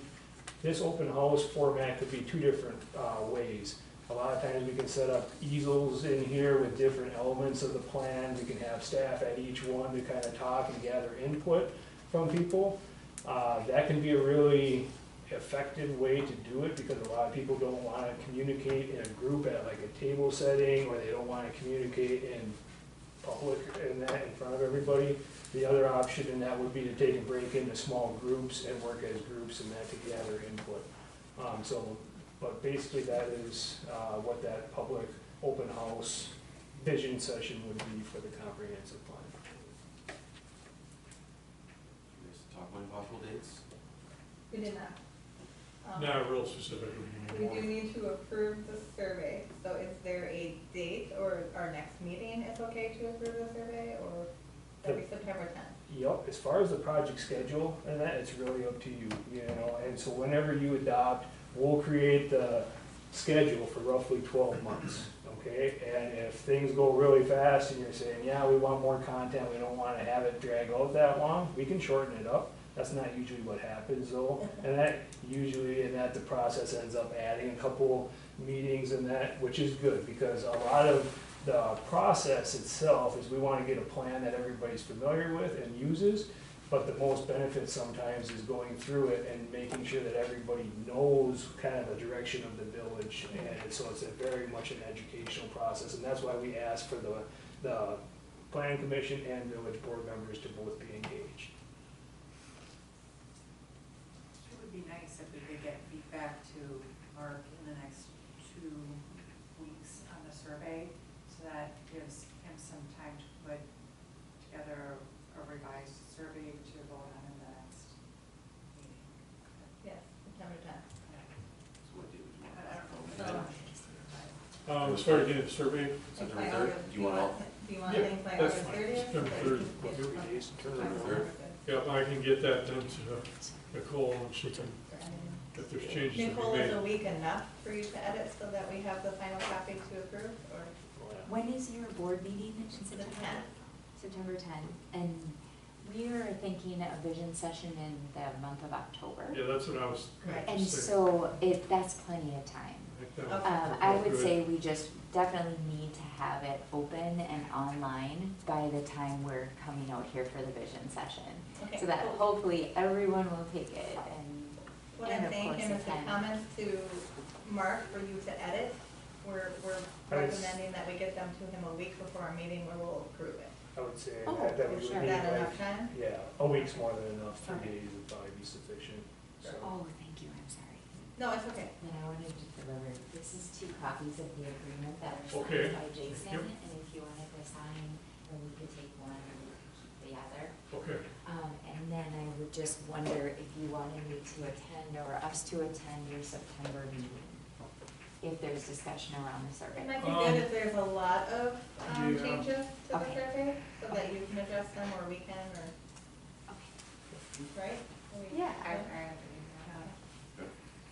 now as far as setting a date, one thing I'm gonna throw out there is we have a newsletter that is pretty well ready to go out, that it would be a really good place to put a date for this meeting, for this session, we call it. Open house, Session, yeah. yeah. It would be really good to put it in there, so if we had a date, we could probably kind of work with Nicole, but just come up with a little, blurb to put in there with that date, and that'll go to every household, When does the newsletter whenever we, I mean, it's ready to go out now, we'd actually have to put this somewhere and cut something else out, which is fine. But if I have a date, I'd really like to put it in there, because that's Our gonna October be- meeting is early, it's the 8th. So I don't know. So we were talking about doing a postcard mailing too, to Oh, notify okay. everybody of the survey, but that would be an extra expense for the village. So if you could take and coordinate that survey with the newsletter, then you wouldn't have to do that other I have to mailing. do it twice. Right.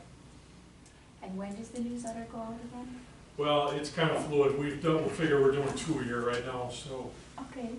we don't have a drop dead date on it, but I would like to get the second one out here pretty soon. But, you know, if we have to wait till September, that's fine, because I don't know if we'll have the logistics. We won't know, the survey won't be approved till September. Right, yeah. And you're talking about an online survey? Yes, we'll Yeah, give, do an we'll online also survey. develop a project webpage that's hosted on the county webpage. And if you want to, you can, you know, provide that link right on your website. But it's nice that we host it. That way I can provide packet information, just like you do for your board meetings. That's what I'll do for your monthly project meetings. You could set the October date at the September meeting, especially if it's the middle or second, third or fourth week of October. Open house in October? Yeah. Yeah. I was thinking November 4th. Why? Oh. That's November.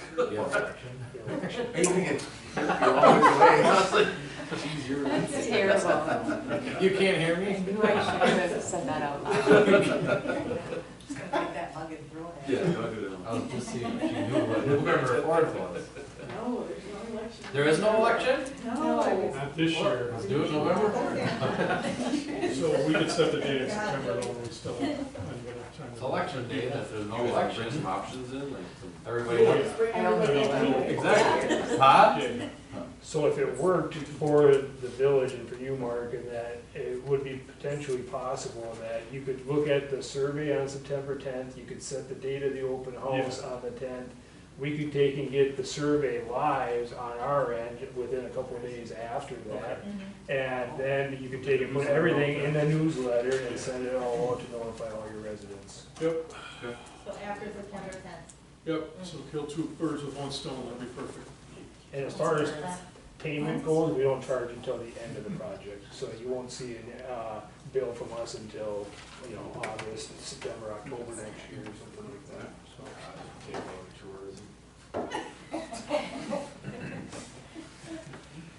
All right. Thank you. All right. Good. All right, streets and building committee. All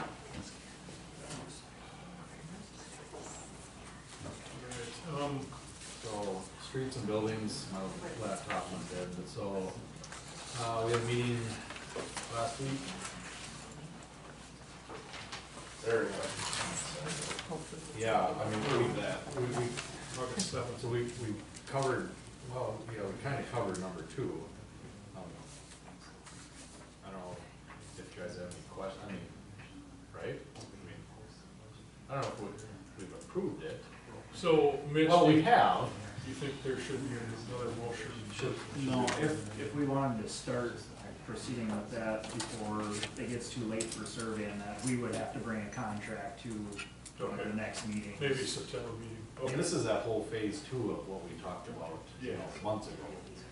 The only thing we did add was, we added, I think it was just over 100,000 for the alley, and that'll go into this next discussion. Well, actually, is it on this one?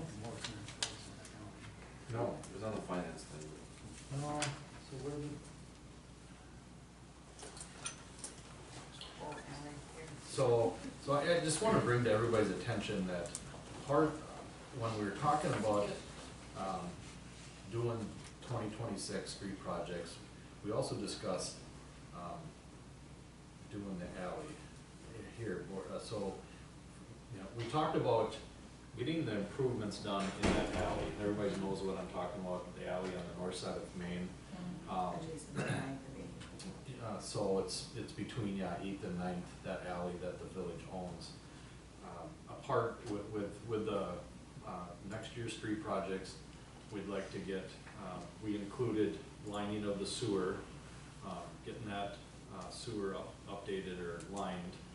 So it's, you know, if we do decide to vacate that, and I wanna ask Paul a couple of questions. Also with some drainage, right, that includes some new drainage, so as, you know, winter months and the snow melts, it drains, and we don't have a lot of ice buildup back there. That is one of the big things that's happening now back in that alley. The other thing that's happening back in the alley, it's very narrow. It gets congested with sometimes two-way traffic. A couple weeks ago, someone was coming the other way down the alley, so someone had to back up through the alley. Someone backing up hit the gas meter in the alley, which caused the fire department to come out for a gas leak, blah, blah, blah. I just, as the committee, we don't have to look at it now. We've brought it up as a committee to make the board aware that if we want to start the process of vacating the alley, and due to the reason we have the parking lot now, right? So you have the big parking lot to go between 8th and 9th, you know, back and forth. And with Paul helping us, because in vacating the alley and turning it over to the owners, the biggest things that we see is the utilities. So we want to make a good utility easement for, you know, all the utilities are back there, water, sewer. I think sewer's back there, some storm sewer. You know. So just so you know, when you vacate a street or an alley, Yeah. unless you specifically vacate the easements stay. Okay. I guess my concern, I have to look at it, but if you vacate that alley, you're closing off access to all those businesses back there. No, because the businesses would get more property. But, You can't cross property line. yeah, so. They would have access, wouldn't they? Well, The parking lot? you would have to have, we gotta look at that, because Yeah, otherwise no, you- and that's you what, need you know, this private is just easement start to to talk. replace the alley. Because otherwise, one person can just put up a blockade, Yeah. say it's my property now, you can't drive past, and the guy in the middle screwed. That happened on the other side of the street in the alley. Where at? So, Oh, yeah. it's a whole thing. But, you know, you're driving through on the parking lot. I mean, it's something the village, you know, Yeah. look at, right? Yeah, we can look at it, we just gotta think it through. Right. It was nothing that, you know, we want, right, Graham? I mean, we talked about it. Yep. I mean, it's just a conversation we need to have, and maybe it's not the right call, but we just need to talk about it. And I don't know if we keep that alley, can we somehow make it not a drive-through alley? You can make it one way. That helps. Oh, it's so convenient to cut to work through I'm there, just, though. it's so narrow. I don't know, it's just things that the, you know, Especially with construction right now. who brought up, you know. Could you make it grass? Make it grass? So the reason I say that is down in New Centerville, Yeah. family member, we have a fixer-upper house down there, and that town's very old. They planned alleys in all the blocks. And then in a couple of blocks to the north, they vacated the alleys, and I went to the town board to ask if they could vacate the alleys in our block. Because then people just get more, there's no reason, nobody's driving through because it's grass. Right. Could we make it a walking alley only, emergency vehicles only? Because we have the new parking lot, so, you know, if they park and they want access. I'm just worried about access to those businesses.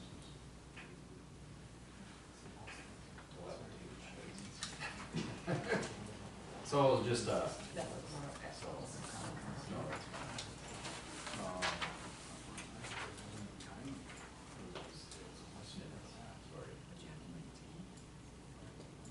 So that's what we talked about there. It's, we just, you know.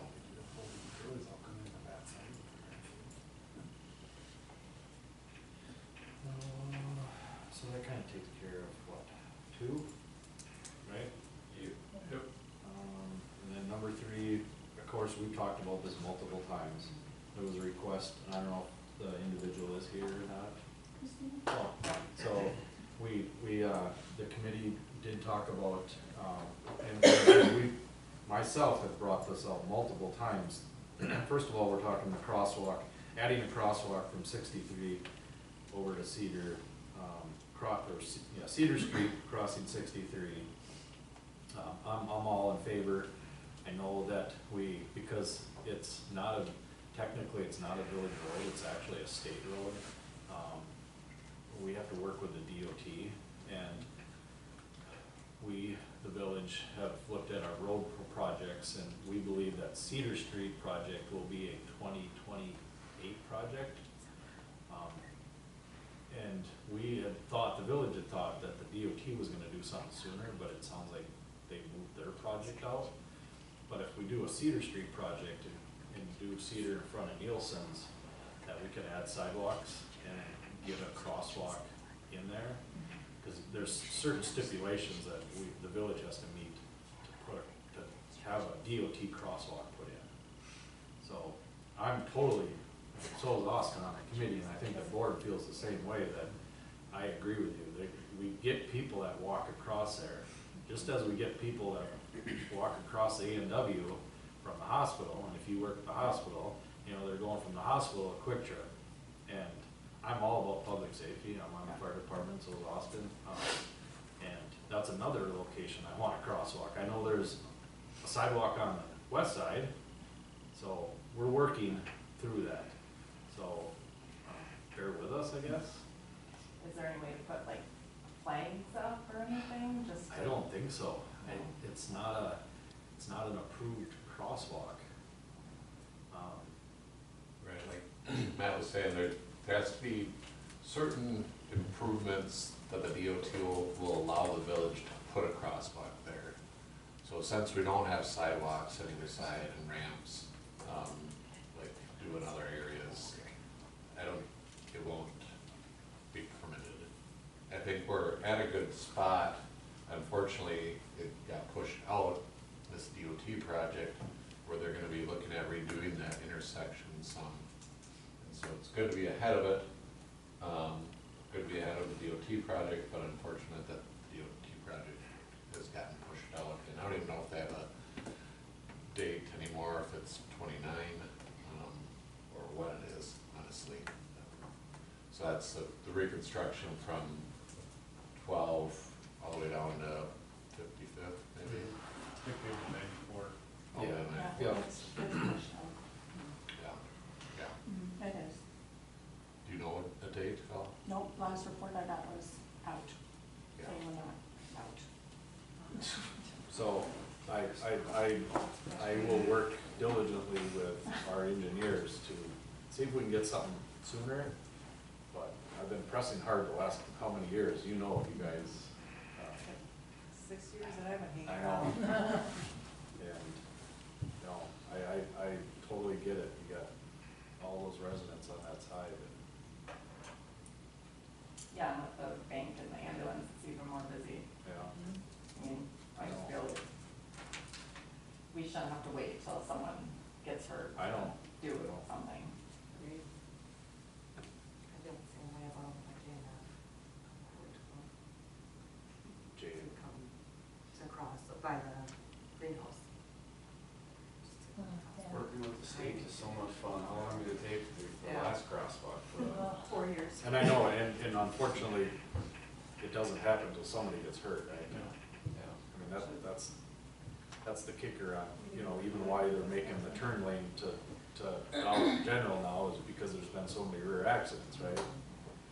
So, but as a village, it's hard to say, or it's not like New Richmond. New Richmond, even though that's 65, that's kind of 65 is not really a state highway through New Richmond, so they can deem putting a crosswalk in wherever they want. So here, because it's 63. Also contact your legislature. I was gonna say, I can send a letter, I have a contact, I can send a Like, letter to start- every And state I level. Because they're the agree. ones who have the Yeah. jurisdiction over that Yeah. road. And if you're a squeaky wheel, then and enough people get speedy enough, then you can actually make the change happen faster than we can. It literally took 4 years for this last crosswalk to go in, and Quick Trip, who's got deep pockets and a lot of pull in the state, to get that crosswalk in. It's maddening.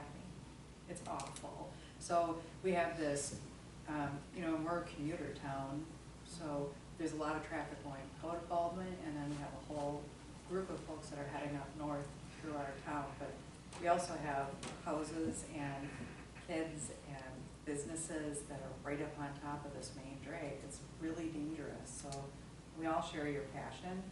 I'll go with you and write a letter with you, because it's awful to think that we have to wait for a tragedy. I don't think that's an acceptable answer either. So let's go to where the people are that make the decisions, and let's go shake them down. I did reach out to the project manager for the reconstruction, and actually it got changed to somebody else. So he forwarded me on to the new project manager, who hasn't responded yet.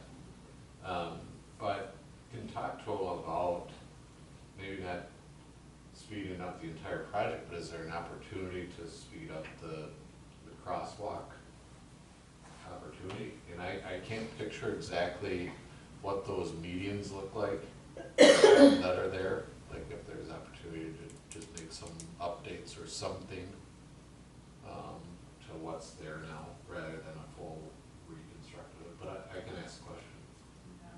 I'll do that. That'd be great. Was anybody able to look at that bridge that was back there? Graham? Yeah. So the second part of your request was the trail, and I, and Austin on the committee, I think that's something we can accommodate. We have resources, Graham, we talked about it, so for the boards, she requested a trail from,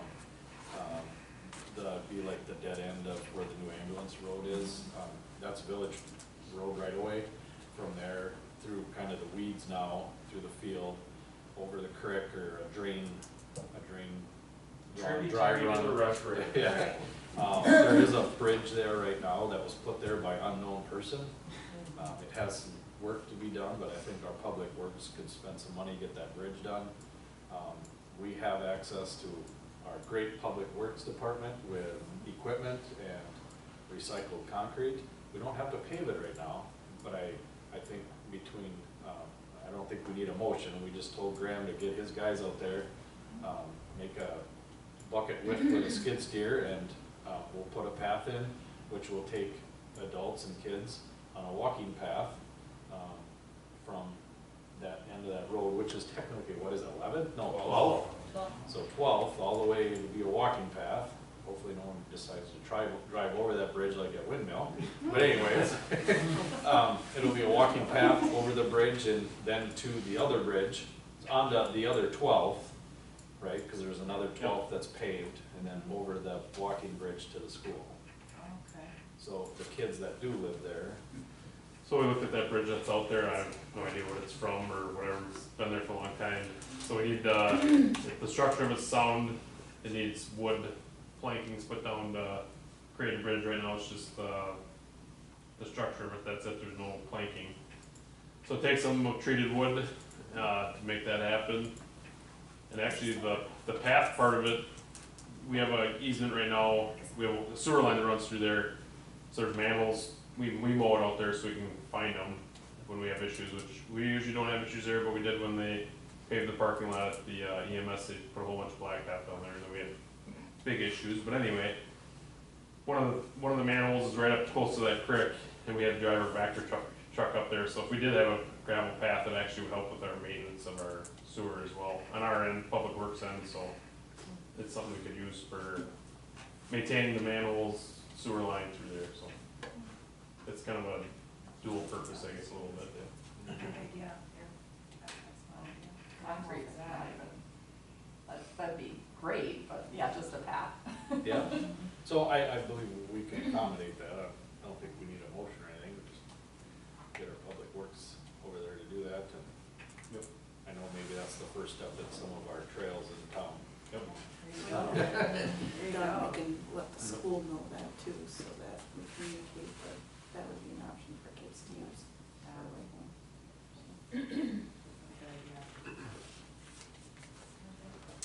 And then the last thing was, Graham brought up a lot of, this would, now we're turning into the building side, a lot of storm damage on our roofs. So, Graham's working with the insurance company and he's getting a few quotes, for like the hockey arena took the major of the storm, that hailstorm that we had back in June, I believe. So, Good thinking. yeah. There wasn't anything approved tonight, right? No, That's an update. I'll talk about it in my update too, Your but update, about okay. specific buildings and whatnot. Okay. Otherwise, that'd be. That's it? Yeah. All right, village engineer.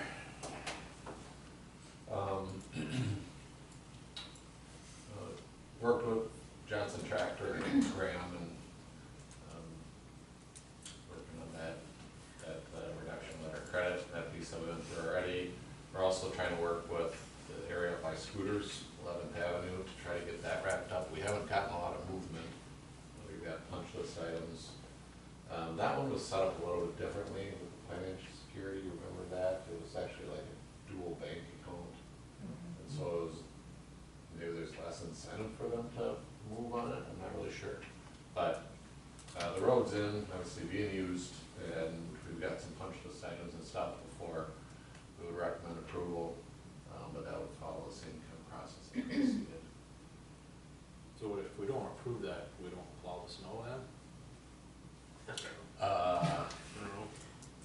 So scooters know that? Well, I'm we just, wouldn't, yeah, I guess. I just want to make, you know, Right. who's plowing the snow? I mean, last year we plowed just the scooter driveway, basically a little bit so they had access, but yeah, I guess, yeah, technically we'd be there. Something to go back to them and say, hey, you have a business here now. Yep.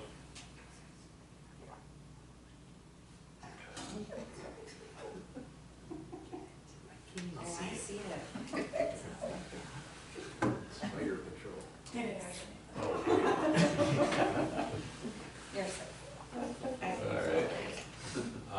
Baldwin Apartments, I haven't heard anything from them since they were here. I don't know, Mark, you have, but they were gonna work on TIF potential with Ellers.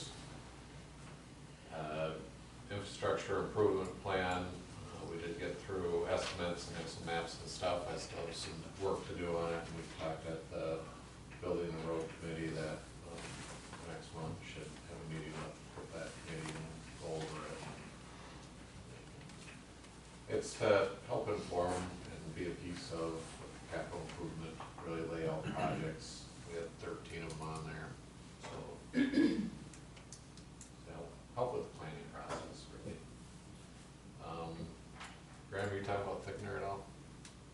I will, but You can. I'm gonna tag you on that too. That's fine. That's fine. We're still working through that, unfortunately. We've got a little bit of, at least, movement in a direction. Hopefully that'll get resolved.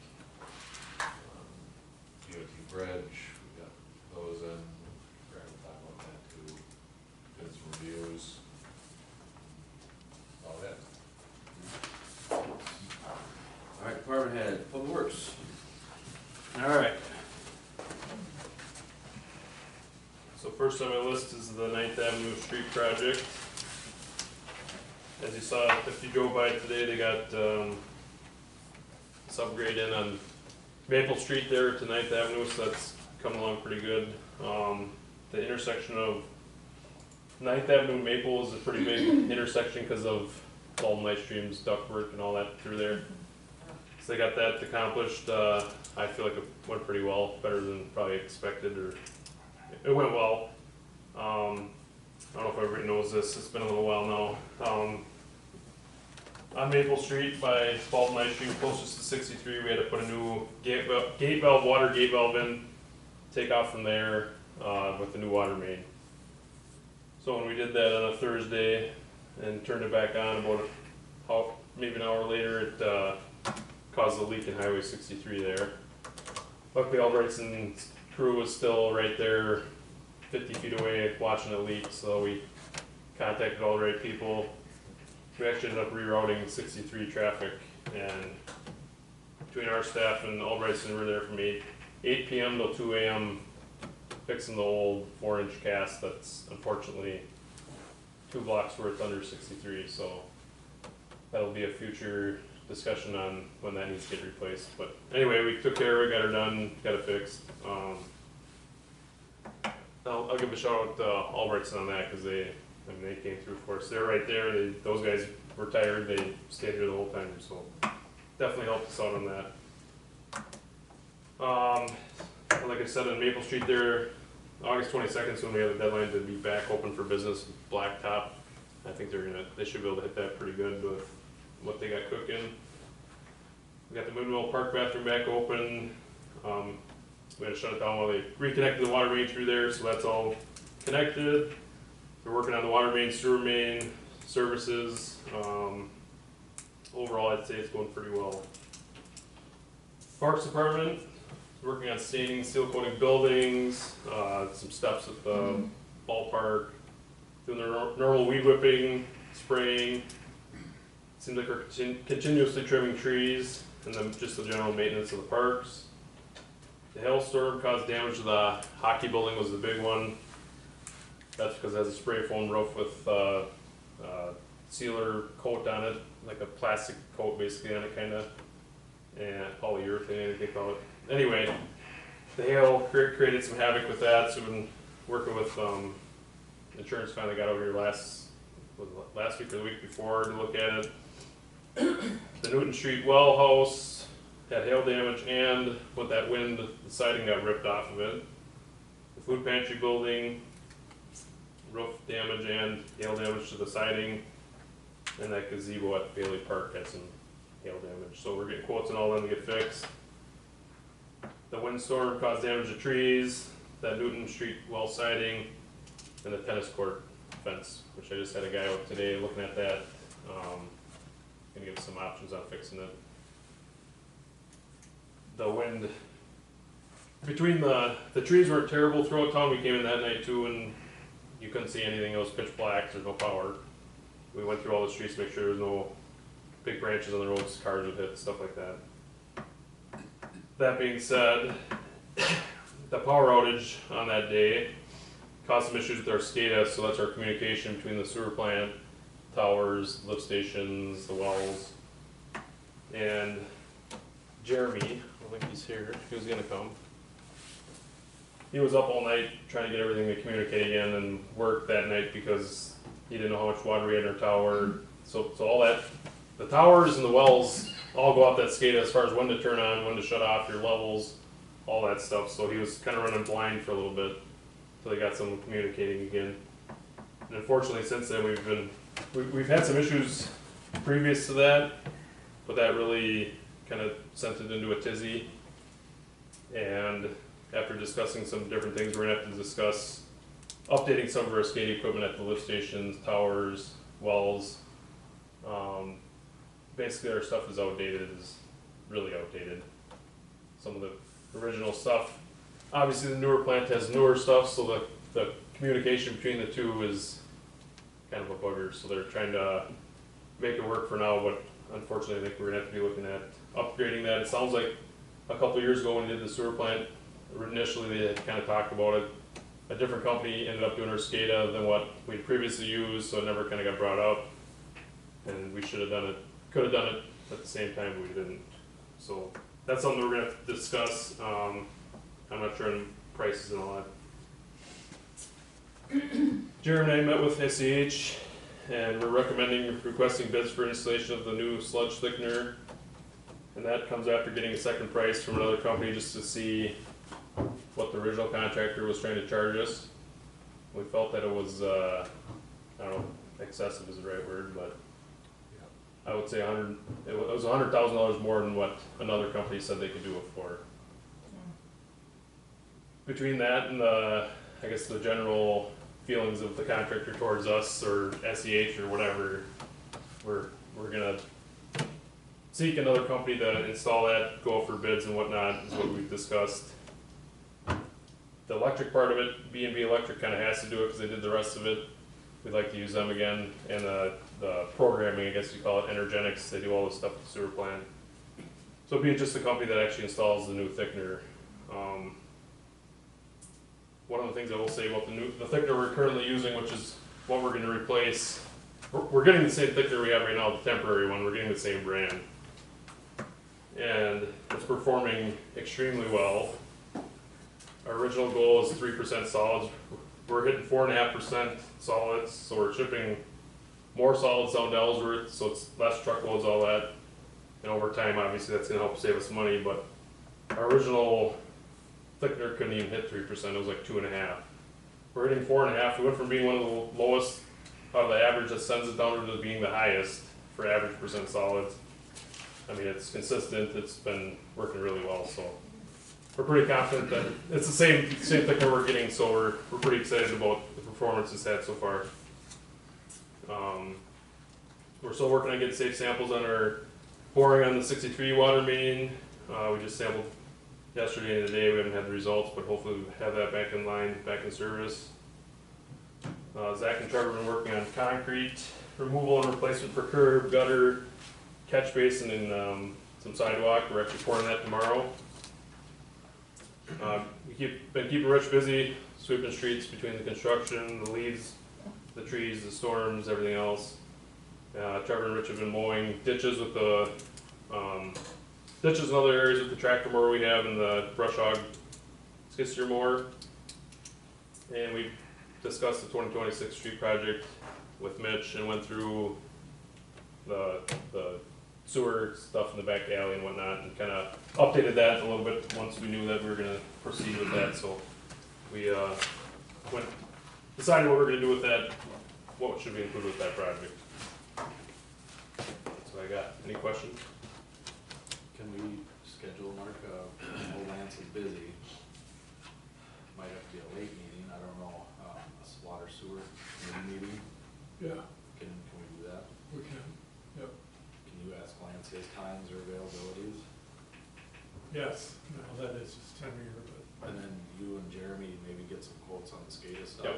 Yep, he's working on it right now. I heard this stuff's 20+ years old. Yep, so unfortunately it's seen better days, and the lift stations, more or less, they tell us that they're running, functioning and all that, but the big ones are the wells and the water towers. I mean, that kind of runs your whole system, so you can't have them on the fritz because it doesn't work very well. When to turn the well on, and so yes, we are working on that. Okay. Police department?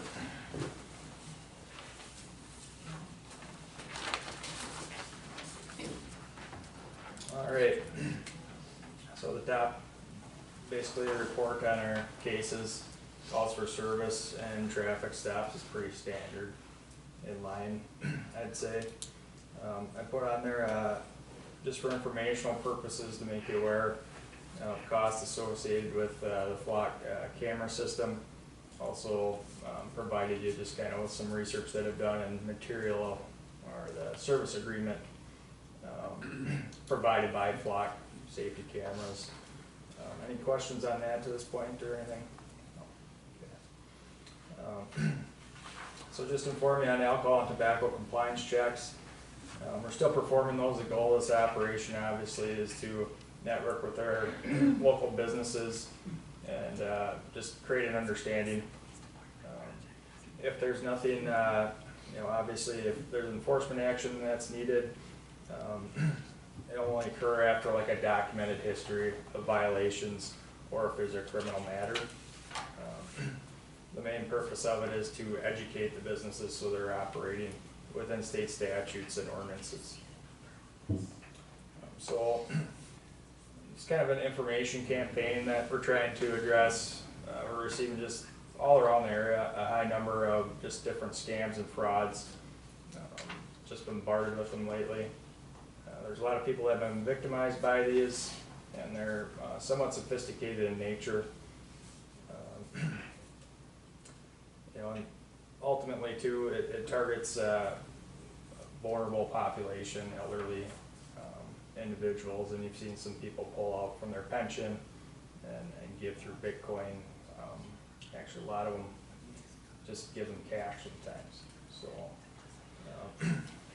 we're gonna try to, we put some social media out there, and you see them all the time now. I think you probably hear them on the news, here's scam alerts, but they're so frequent now.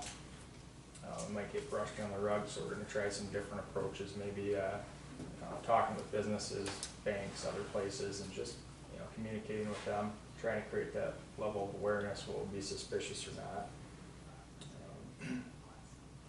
Really, recently we had a larger case where we moved quickly and swiftly, and were able to arrest 3 individuals on one of these cases, which was incredible.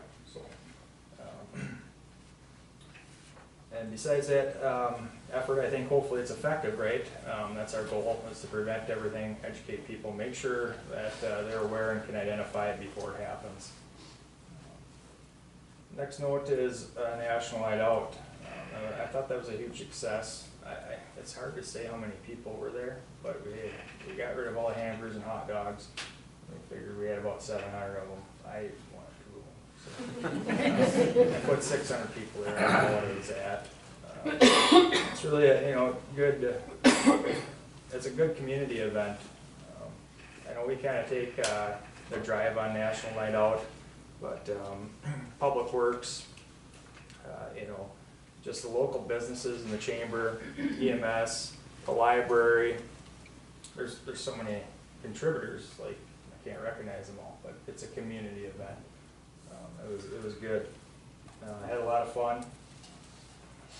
Just being out in the community, that exposure to our officers, our EMS, our firefighters, just seeing everybody have a good time that night.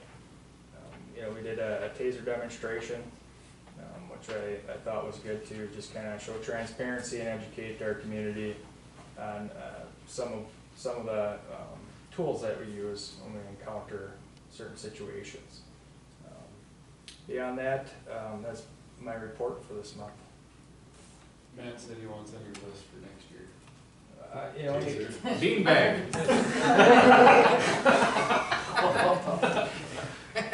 I think Oh. Jody, make that official.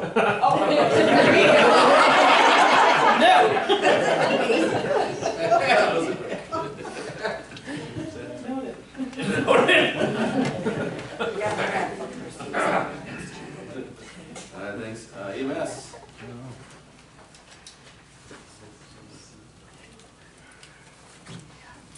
You guys got the report on July, 143 calls for service, of that 34 were transfers. So that kept us moving just a little bit. Some items to mention, one of our duty supervisors, Edwin Nelson, he resigned on July 10th. Staff has been working to fill his shifts. Fortunately, Tyler replaced a gentleman who had the injured arm. He came back on August 4th, so we didn't have too many weeks of being down. So Ashley was covering Tyler's shifts, just sort of covering Andrew's shifts, so sort of moved over a couple days on the schedule. So the postings for Andrew's spot closed on the 8th, and we have interviews set up for next Thursday. So we have a couple internal candidates that should be really good. So keep you posted on that. Public events. We were at National Night Out in both Hammond and Baldwin. I was at Baldwin. I thought it was a great success. It was really well. A lot of people, a lot of fun. I did have a hamburger or two too. But, we were at the Hammond Parade. We did have an ambulance at the Farm Progress Days over on Luckwalds, north of Woodville there on Saturday. It rained a little bit, but they sort of gave some CPR demonstrations and some other stuff. July 31st, we hosted our second Red Cross blood drive, and we're getting a bigger following because we actually had 29 donations. Our goal was 20. So with the shortage right now, that's pretty good. And wanted to mention that football games start next week, so we'll be at football games for Friday nights for a while. So that'll be fun. July was a weird month. We had a lot of high acuity calls. We landed 2 helicopters alone in July, and we assisted 2 other EMS agencies on calls where there's helicopters. Typically we see about 4 to 5 a year. We had 4 alone in July. Also, couple of our calls, we had 3 cardiac arrests in the month of July also. So it was just all of a sudden, we haven't had those for a while, and they all came in July. So a lot of averages. The new billing company, we got 1 month in the books. Things seem to be going well with them. The transition's going well. We're almost halfway done with the 90-day runoff from the old billing company, so we will shortly be done with them. So all the last little boxes are being checked off of the new one. We've been getting our runs just fine now, so that's going well. One other thing to note is in the last week, Baldwin EMS was sort of approved to be a site for a baby safe haven drop-off box. It was very early in the progress. We got a lot of stuff to do, but if you don't know, that's basically you see at fire stations, you can put a baby in there if you don't want it.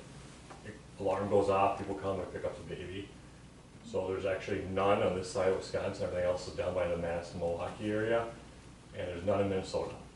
Wow.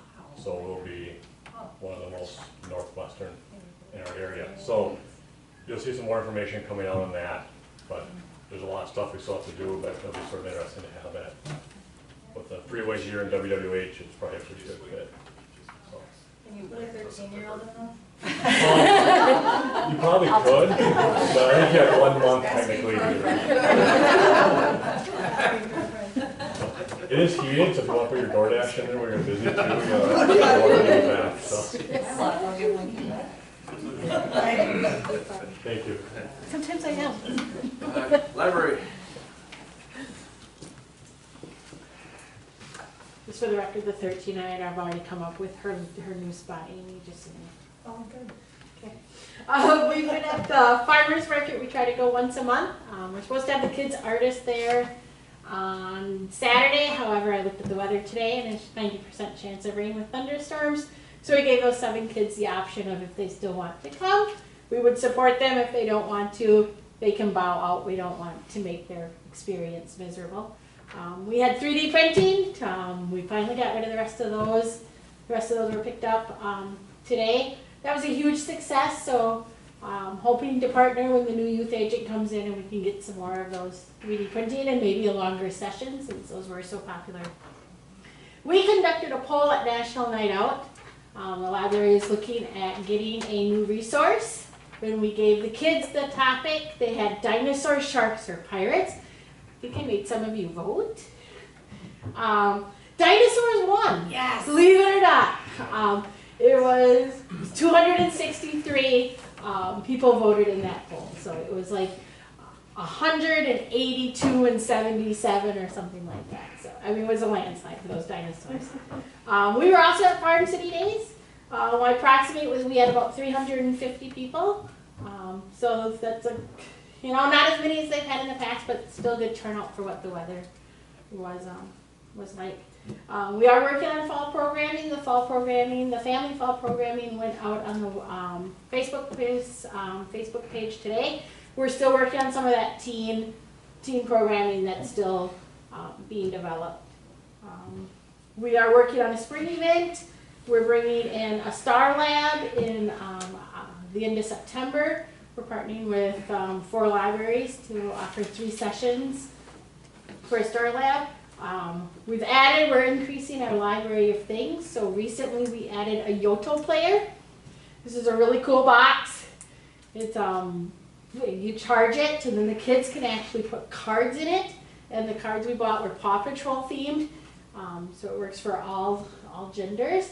And it puts it in, it'll play music or it'll tell them the story or whatever. It also can connect to the internet.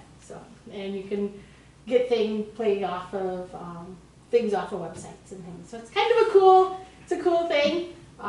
Someday it'll come back to the library and I can bring it in, but it's currently checked out, so I couldn't bring it in for y'all to play with tonight.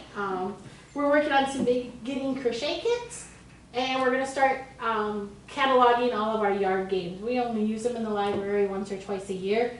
We might as well make them available for all of you to have for parties and things. We're also doing some programming with Edward Jones. I was at a conference that focus was really youth services. If you come into the library right now, one of the ideas I brought back from that is an endangered book table. So as we've been reading our picture books, ones that a staff think are cute and maybe we could potentially save, go on the endangered book table. The kids then can check them out to save the book. Kind of a fun little idea. It's been hugely popular. We've ended up filling it more times than what I thought. So it took off really fast. The library board trustees can do some workshops next week. I did encourage all of them to sign up. And then they're also videoed, so they can watch them later on if they need to. Like if they're on vacation in Gatlinburg.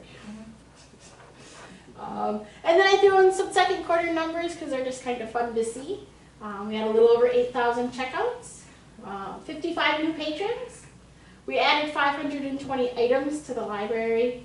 Our website had 3,395 views, but the biggest increase that I've seen is our Facebook views went from under 10,000 from before I started to over 20,000. And that's a huge, it's a huge increase for the library. So. Questions?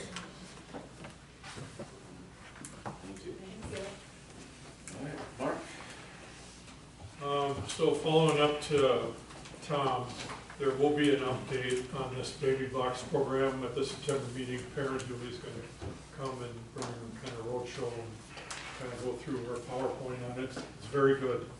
So I went through that. Very good program. We're very excited about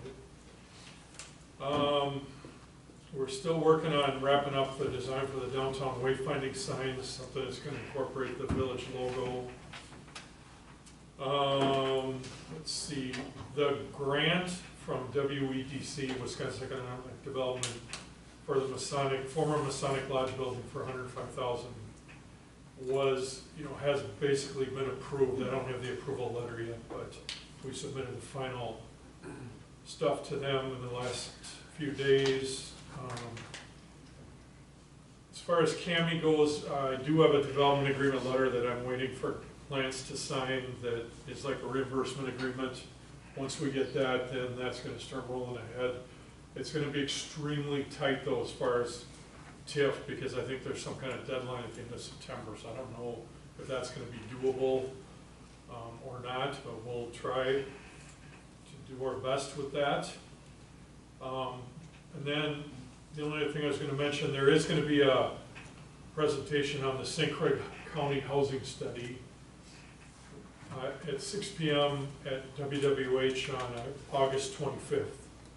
So that's about all I have. Anything else? All right, being adjourned. Good job, Chad. There goes Chad. Killed it up there. Last time we let you do that, 2.5 hours? Yeah.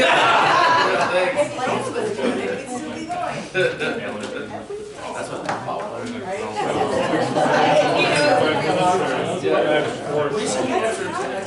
I know. Is he actually asking you? Yeah, he wants to know what's going on. So I'm sitting here doing that.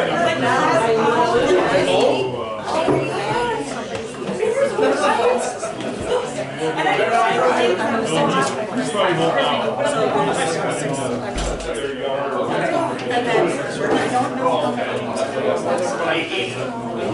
He told me every 10 minutes. That's right.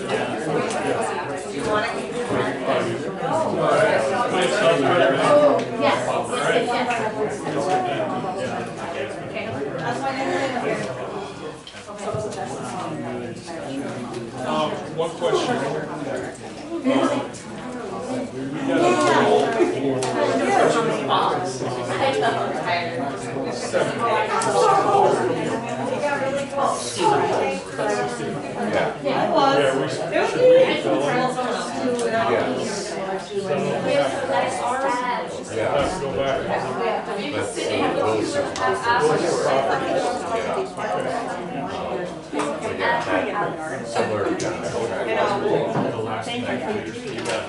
You mean you dropped?